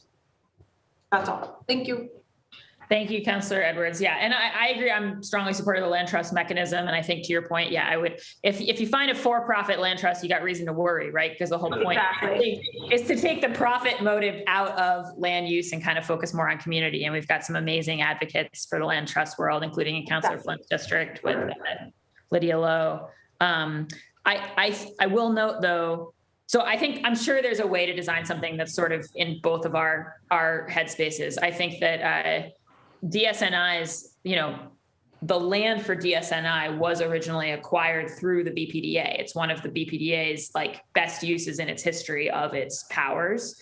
And I think that even just most recently, when we had the Walter Street property at the border of Councillor Arroyo and Councillor O'Malley's district, the BPDA was actually the acquirer, because if it had been acquired by the Conservation Commission first, they couldn't have done the affordable housing on it. And if it had been acquired by D&D first, they couldn't have done the wetlands on it. And so the BPDA acquired, split, and separated. And so I think there's probably a way to use the tools that I'm thinking of as just like part of being able to do this effectively. And the one way in which I want us a market player is that I want us to be able to compete with market players for the speed with which we can like make offers and execute on acquiring land. But I totally agree with you that that any such program you would want to have be ring fenced in a way that was not then just land for the BPDA to own and, to your point, develop for its kind of budget increase. Yeah, totally agree. So I think I'm thinking more about that tool in the acquisition moment. But I think that, I think there's probably a way to solve for Two points that are inconsistent, but just wanted to bring up also, we've seen now 2, 3, now 4 times with the expiring use and the concerns that happen when, the city's developing just at that point. And when we invest money just at a certain acquisition point of the building or buying it, and we are doing it with the expiring use, and then it comes out. And so with the land trust, we wouldn't have that issue, right? It's permanently affordable, permanently going to be that way. I would say that. And then honestly, in my district, seeing the Little Mystic and land that was owned by the BPDA is entering into a lease without real, they did some community process. I'll give Deb and Quirk credit for that, but ultimately the decision is theirs. And that land is going to be leased out, and they're going to get about $2 million maybe for community benefits and a 30-year lease. And that's the kind of, how do you, whatever program or whatever solution we try to come up with, Councilor Bach, it has got to allow for certain standards and correct ways in which we make sure that whatever land trust or land banking, whatever we do with the BPDA, it is really for a common good, not just for the profit. Thank you. No, strongly agree. Okay, and then just other points in my memo. And again, in many ways, my memo is just an effort to summarize the conversation from before. So, the sort of need for more strategic resources at Mass and Cass. The ARP docket 0687 does propose $3 million in additional funds for staffing and other measures at Mass and Cass, and councilors have some of the details on that, but, was suggesting that it's sounded from the conversation like, councilors are interested in more resources that are sort of to hand. And I think Councilor Flaherty spoke to this, like that moment where somebody actually wants to accept services often is fleeting. And if you don't have kind of the medical capacity there to actually accept somebody, if, as Councilor Baker said, you're not able to keep people, you're not able to offer people a bed that goes longer than the 10, 12 days, et cetera, it's a problem. And so I think even as we all keep fighting for Long Island, it sounded like, making a real investment. There's the question of making the engagement center 24/7. There's the question of sort of what Councilor Baker referred to as a command center or coordination place to make sure that we're just super on the spot down there. But I think also there's this question about sort of longer term fit out of facilities to kind of solve what seem like some of the moments where we lose people on the potential sort of start of a continuum of care. I do not pretend to be an expert on Mass and Cass, but it is just one of the most urgent issues in our city. And of course, that shorthand talks about an epicenter of a problem that is in fact citywide and just afflicts so many of our families. So, I think definitely heard strong energy from the council around doing more on that. I think that there's an opportunity to sort of, when we think about some of the things that Councilor Braden and Council President O'Malley raised around the environment and a number of other folks, can we go from green jobs being $1 million thing this year and, we don't know what's going to happen to it the next fiscal year. And so sort of how do you really build something? When we talk to Philadelphia about what their Power Core program, which is really, I would say, the best kind of conservation core type thing going right now, specifically around green infrastructure, how that got going, it was clear that a multi-year commitment and kind of the type of deep interagency work that has to happen to really develop a workforce development pipeline, get our young people in Boston into green jobs, et cetera, that's going to be a multi-year thing. And so, it seems like talking about the urban forestry, the composting, the urban wilds, like I said, green infrastructure, partnership with water and sewer, that sort of nexus of things that we've dreamed about on the Conservation Corps, like doing something, making a commitment with ARP funds that could be a little more multi-year now, would set us up to use that million this year in a way that's sort of more permanent and tangible. So that's in this memo. I'll skip, we just discussed the sort of acquisitions question. And then Councillor Mejia referenced this already, but, due to, obviously from a number of councillors, certainly her advocacy, the resubmission contains 300,000 to pilot a new year-round jobs program for youth ages 19 to 24. And as she said, she had asked for 1.3, that's 0.3. And I think the question of, how could you really make a plan to go to scale on that, make it not just kind of a one-year thing and you're not sure how many jobs it is and such. And I think it's worth noting that, I think it was either today, I'm losing track of time, or yesterday, that the President of the United States talked about the, substantial findings that the City of Boston Summer Youth Program, our Summer Youth Jobs Program, has a major impact on decreasing violence. And that's so important for our city. And it's something we're all worried about this summer, yes, but the real solution, summer jobs are important, but summer jobs as a bridge to year-round jobs, as Councillor Mejia often points out, and Councillor Flaherty does as well. I just think we all sort of know that's a key solution here. And there's this opening towards it in the budget as resubmitted, but maybe not as wide of a door as it needs to be. So I appreciate the at-large councillors pushing on that. And that seems like. Councillor Bach, I don't know, I can't raise my hand because. Go ahead, Councillor Mejia. So I do appreciate you giving me the news of the Biden administration, pointing to the way we do business out here as a violence prevention strategy. Yes, yes, yes. And it's not just summer jobs, right? And I always often talk about the fact that I went through the PIC program. I was able to work at the Boston, at the Brigham and Women's Hospital every single summer. But I also had to work at a shoe store and McDonald's and 3 jobs during the summer just to help my family get by, right? So, what I see is that a lot of young people today are competing for the same jobs that their parents are fighting for. So this idea of getting young people jobs is not just for the young people, but oftentimes could just be to help the entire family. And, this is not just something that we're fighting for just for the sake of fighting, right? This is something that is, I see as a moral imperative. I don't know what they call it. This is the moment right now. And if we're serious about addressing issues of violence, and if we talk all of this good talk, then we need to invest more money into youth jobs. And if there's a way for us to do it right now, we need that will.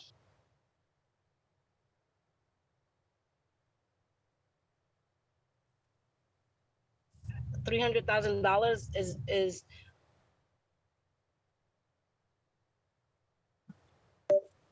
I'm Councilor sorry, Mejia. my daughter keeps interrupting my flow up in here. So I think $300,000. Councilor Mejia, you just muted. In order for us to get to where we need to be, we need to.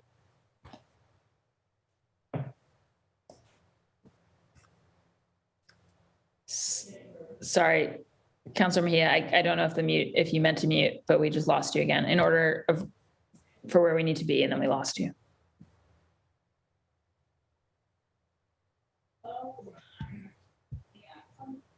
Julia? Okay. Councilor Mejia, I know there's a challenge right now, but can you hear me? Julia?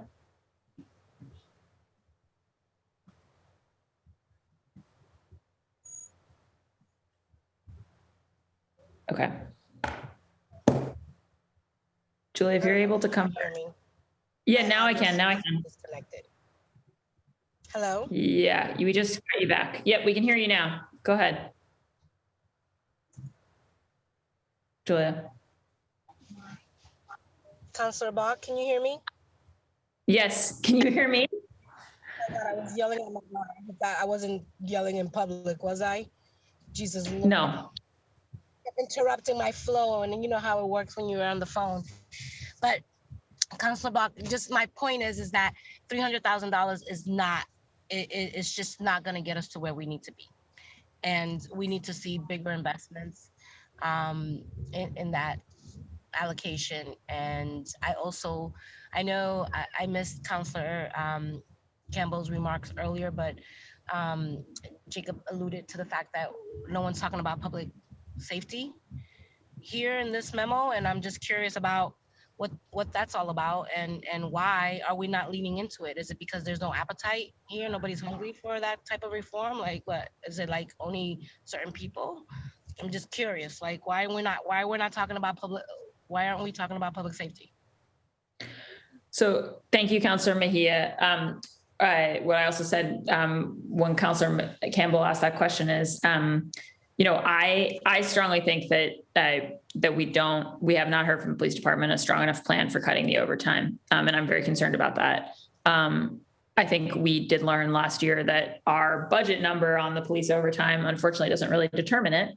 As far as I'm concerned, it's really a leadership and a resolve question. I mean, in the mayor's office, the commissioner, I personally think we should have real strong civilian fiscal oversight over the department.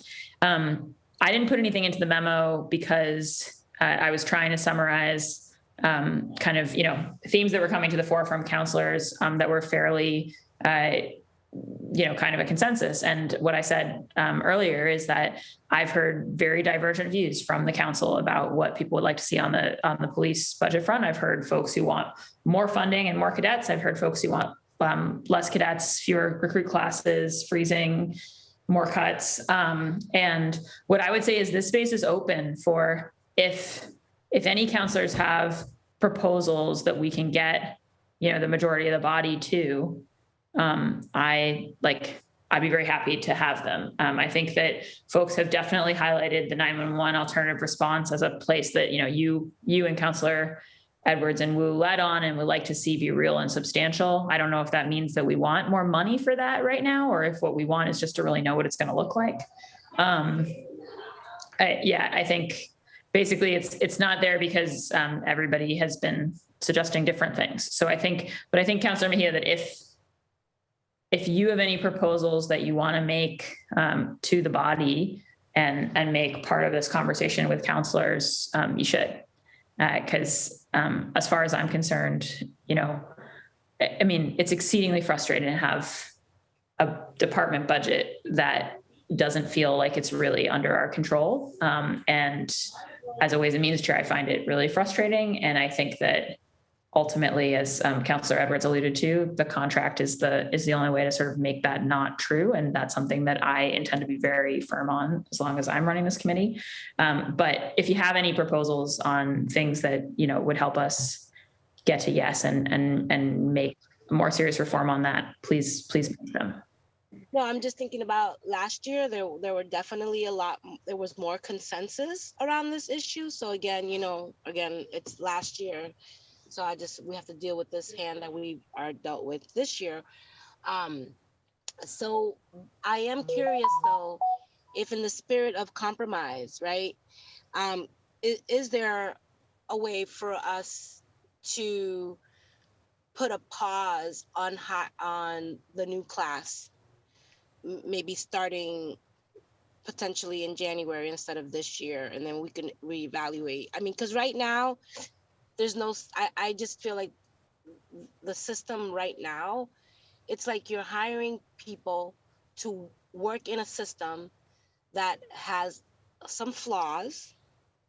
If we're really serious about bold systemic changes, right, which is what I keep hearing from everybody, is that, can we clean up the house and get the situation in a good place before we add more folks to the workforce. I'm thinking about all of the corruption in the overtime scandals that we have been dealing with here in the city of Boston. Like all of these things, I feel like, can we just put a pause and wait until we have our house in order?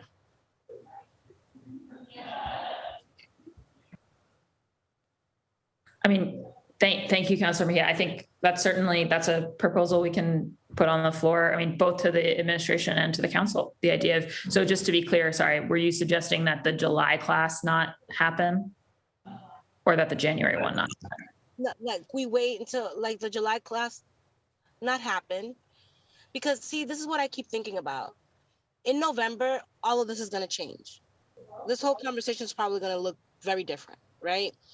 So in this moment of tension that we're experiencing right now, can we propose at the very least, instead of launching a new class in July during this transition and turmoil that we happen to find ourselves in, and have that class start perhaps in January? And then when we have when the formal leadership comes in, whoever gets elected and whatever commissioner gets put in, that we can tackle these issues.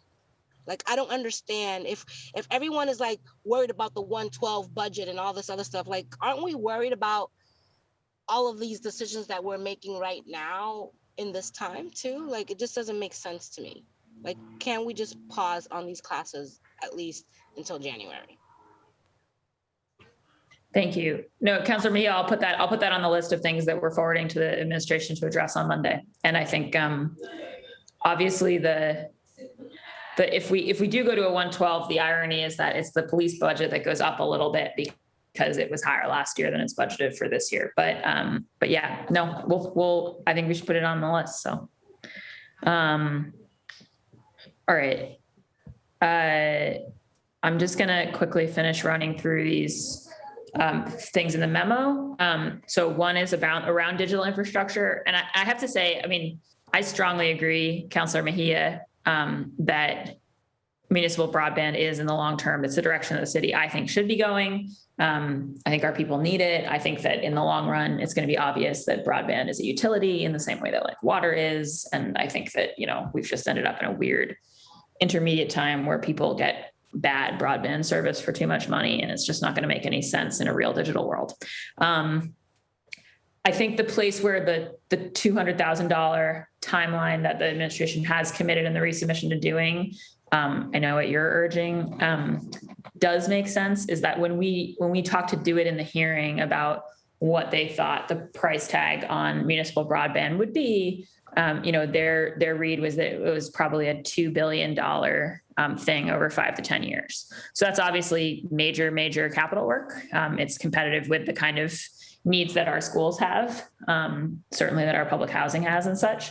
And so I think, first of all, that actually embarking on that kind of capital plan probably does need to be the decision of the mayor post the election. And also that, you do need a real detailed plan and like to measure twice, cut once if you're going to go in that direction, which I want us to go in. So I think, I don't think that it would make sense for us to ask in this budget for the administration to fund a portion of that $2 billion potential plan. But I think getting it on the table, which is the step that San Francisco's already taken, they've already done this kind of study and figured out what it's going to look like. And in fact, when they say $2 billion in 5 to 10 years, that's basically us copying San Francisco's numbers because we're roughly the same size, but we do need to know that for Boston. So that's just a little bit more context on that. They did make an interesting comment, Do It, about a federal program that might help us do more broadband for families, like in their capacity as library users and BPS families. And I think figuring out more about that, is there any development on that, would be good. But one thing that is, I know, dear to my heart, your heart, Councillor Flynn always brings up, what are we doing for our BHA developments? And there actually is some of the funding that the administration's suggested for the ARP docket is to get us like actual Wi-Fi in that's like public and accessible in all our community spaces in our BHA housing. But my understanding is that the money that we're providing to BHA to support that is going to help them get a bunch more of those properties online, but that they have a whole portfolio of those. And I personally want to better understand how we can help make that happen faster. Because I think if we take care of the families who live in BHA and need internet, whether they're our seniors trying to stay connected or our school kids or whatever, like that would make a huge difference. And that is kind of where I want us starting. So I know that we laid cable to a lot of housing developments, but until you actually turn it into Wi-Fi that people can access, it doesn't help them. So Councillor Flynn, I don't know if you wanted to say anything on that. No, I think it's a great point, Councilor Bach. Digital equity is a critical issue in our city, especially to remote areas that are difficult to reach, such as BHA developments. It's not the best technology infrastructure setup. So, difficult to reach residents in Mary Ellen McCormick or Cathedral, which is one of the oldest developments, West 9th Street, certainly St. Botolph Street, West Dedham Street. But, we have to make sure that all of our residents have equal access to digital equity, and that includes residents in BHA developments, our immigrant neighbors and seniors and persons with disabilities, in making sure young families as well have access to it. I was talking to a young family in Chinatown recently. I think they lived at Mass Pike Towers. And the two children, I was talking to the mother, there's two children, and only at one time and they're both Boston Public School kids, only at one time could one of the students use the internet. And then if they tried to, it would shut down. So it was difficult for this Chinese family to have their studies during the school year because of digital access to digital equity. So it's a critical issue. Thank you, Councilor Bach and Councilor Mejia and Councilor Braden and so many people for focusing on it, Mayor Janey. But it's an important issue in our city, and I just want to say thank you to my colleagues for working so hard on it. Thank you so much, Councilor Flynn. And I think it is, Joel Wolf, formerly of Councilor Edwards' staff, is working quite actively on it right now over at BHA. So we'll give Team Edwards a shout out as well. I think it's super important, and finding ways that we can support it seems important, and like a really good use of ARP funds. And I think right now there's like 400,000 in for that, and it seems like a place we could grow. And then just to finish out the memo, I had put in an idea about, could we do something? This might be a little bit more challenging just because you're talking about a new program. And I think that is a little bit harder for us to launch in this conversation over the next few days. But thinking about, is there something we can do for the city to proactively step in and kind of help with matchmaking our small local businesses, our minority-owned, women-owned, veteran-owned businesses, and these long-term commercial vacancies in our main streets that are such a blight, many of which were a blight before the pandemic and which has only gotten worse. And thinking about, again, making sure that it's not just all the private equity guys who swoop in and then you've got chains on every block, and you're not kind of getting that local proprietorship that we treasure. So I think the question of us doing something around there seems important to me.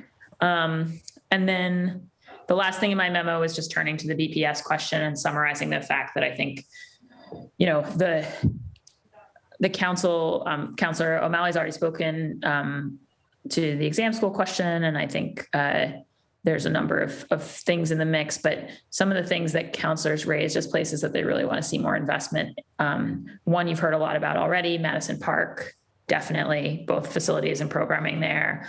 Another thing that Councillor Flynn's been consistent on, and lots of our colleagues, is the need for just a major HVAC revamp of our school building portfolio. We all saw that in the pandemic. It's a disaster, especially our buildings that we know we're keeping for a long time, right? It's one thing if there's a building that we know we're just going to replace, and that's tricky. But I think with the buildings that, you know, we know that they're part of our stock, it's just like, you know, you can't have another moment like this pandemic where our facilities are not usable and safe for our kids. And I know Councillor Flynn, you raised that already today. Councillor Mejia talked about peer mentoring, the question of a library in every school. Again, thinking about the sort of one-time ESSER funds there. Could that really be a new marker that we reach? And then the issue of sort of mental health supports and surging those this year. And, you know, the thing for folks who may not know, with the school budget, the council just approves the top line number. So the total amount of money that we are sending from the general fund to BPS. The detail of the BPS budget is set by the school committee. I mean, we don't technically vote on that. So sort of the amount in the sub-departments in BPS. But I do think that the council can, you know, talk with the superintendent and the school committee about sort of expectations around some of that ESSER funding and kind of things that are going to be a focus in the year ahead as part of approving a potential BPS budget. And the current proposed BPS budget, the new money in it, the stuff that we lose in a 112 is almost all going to support sort of these 90 social workers and large number of family liaisons to support our students in a really, you know, a difficult return year ahead. So that's the sort of another area of conversation. So that was just, I wanted to run quickly through my memo. My staff has also been taking notes throughout this, and we will be compiling and sending over to the administration. The questions that came up today, the suggestions, the sort of like things where we want to know where they are on some of this. And our, you know, and I would just say to council colleagues that anything that didn't come up today, but that people think of and realize they want to have in this conversation, please send it our way, and we'll compile that as well. And then we are meeting with the administration at 1 p.m. on Monday. And so we'll be discussing with them both these questions around a supplemental appropriation and what's actually in the resubmission and the things that have come in response to council advocacy over the last month. Because I think there are some good things there, and we haven't had a chance yet, Councillor O'Malley alluded to get some of the detail on some of those things. So that's the plan for Monday, talking to the administration, and then also we'll be hearing from the public. That'll be a public hearing. And so if you're interested in testifying for that, you can go online on the council website and sign up to testify, or shoot an email. I don't know which address it's going to be, but I know if you email ccc.wm@boston.gov, we can get you the info for the Monday hearing. Yeah. And so, you know, our goal, as I mentioned at the top, is really to figure out how to get to a budget that the council can feel comfortable passing by the fiscal year end, and thinking about what are the supplemental things we need to make that so.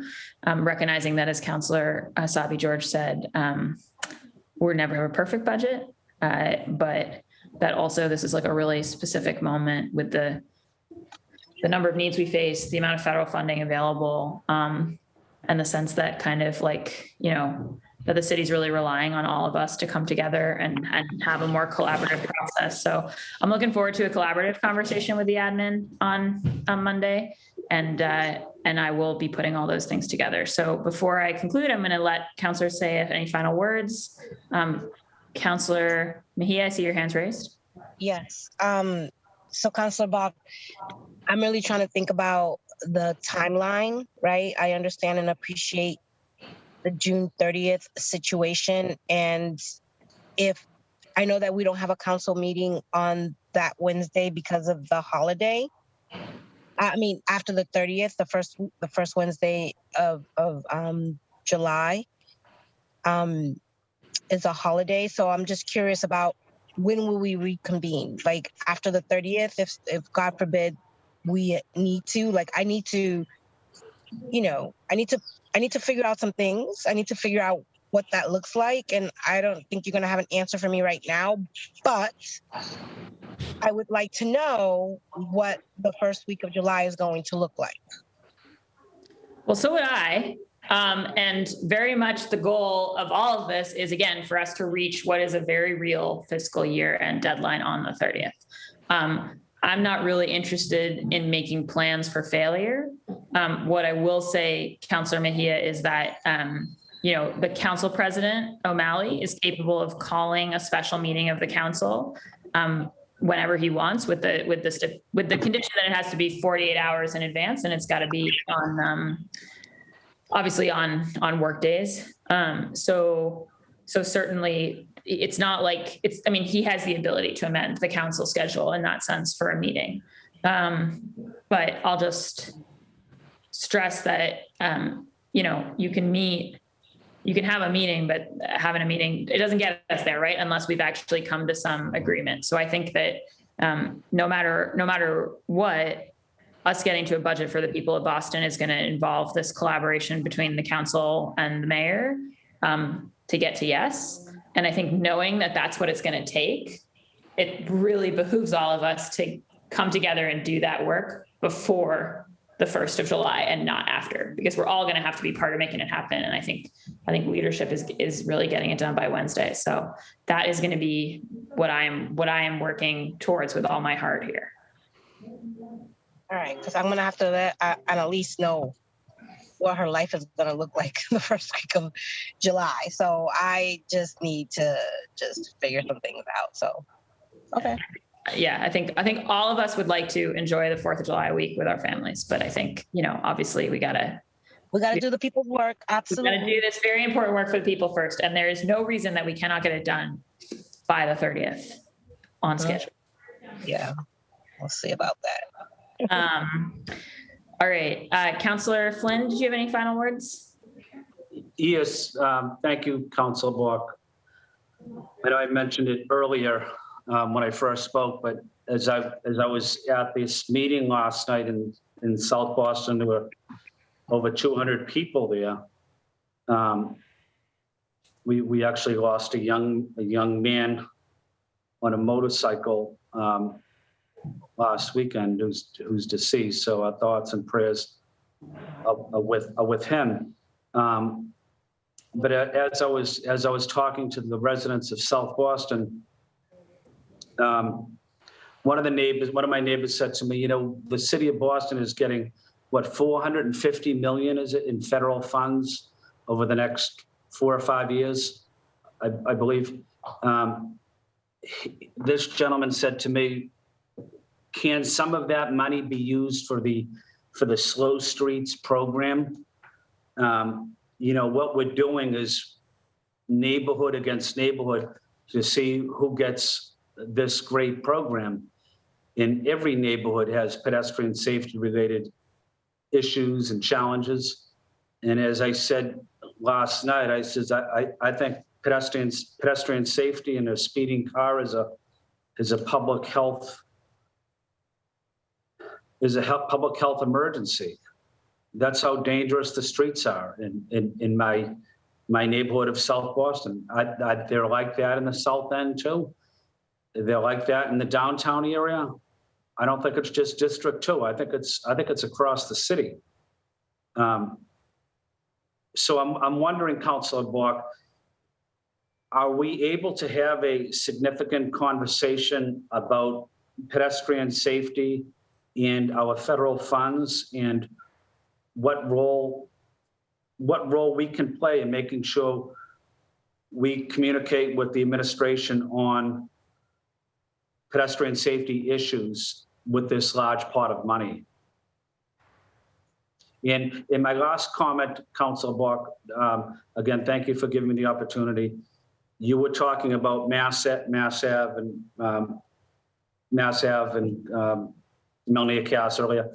I forgot to mention, during this pandemic, the rate of HIV and AIDS has increased over the last 18 months in the city. I've talked to the medical directors at East Boston Health Center, the South End Health Center, South Boston, Fenway Community Health Center. I talked to Dr. Lowe at the Public Health and with Chief Martinez as well. I just want to make sure that we get back. We have excellent medical professionals, but we need to make sure that we provide these services and care and necessary medical assistance and education and prevention and to people living with HIV and AIDS. I think that's a critical issue in our city. We must do all we can for those living with AIDS, but also educating people that are in the Mass Ave area about HIV and AIDS. I think it's another major issue we're dealing with, and it hasn't received the attention that it should have over the last 18 months. But it's critical we have the funding in this budget for that critical issue. So again, thank you, Councilor Bach, for your exceptional leadership during this budget process. Thank you so much, Councillor Flynn. Yes, and we'll bring the pedestrian safety question to the administration on Monday. I think that I want more details from them. I think that they may have put some substantial money for that in the resubmission. So let's talk to them about that on Monday. But I think even if they put something in the resubmission, there's, to your point, the larger question about what portion of these funds could we use for something really transformative on pedestrian safety. So looking forward to talking to them about that. And I know that they also mentioned, I know there's some of that funding for the HIV focus in the ARP, the order 0687. So, but we can circle back with them again on that. That'd be great. Councillor Mejia, sorry, I just wanted to check. Everyone else has waived their final. I just see your hand still up, so I wasn't sure if it was on from before or if you wanted to make a further comment. All right, I think it's just. Mark, I just want to say thank you. I just applaud you and how you've handled all of this with so much grace and patience with all of us. I know you're in the hot seat, and I just want you to know that I really do appreciate you. Thank you. Well, thank you. And I really appreciate you all coming and participating today, and everybody's, I mean, like you said, Councillor Mejia, everybody's passion for the city of Boston and the important things in our budget is coming through. And so that's a great thing about this body. And it's why I'm optimistic about us getting a yes. So thank you, everyone. With that, this working session of the Boston City Council's Ways and Means Committee is adjourned. Have a good night.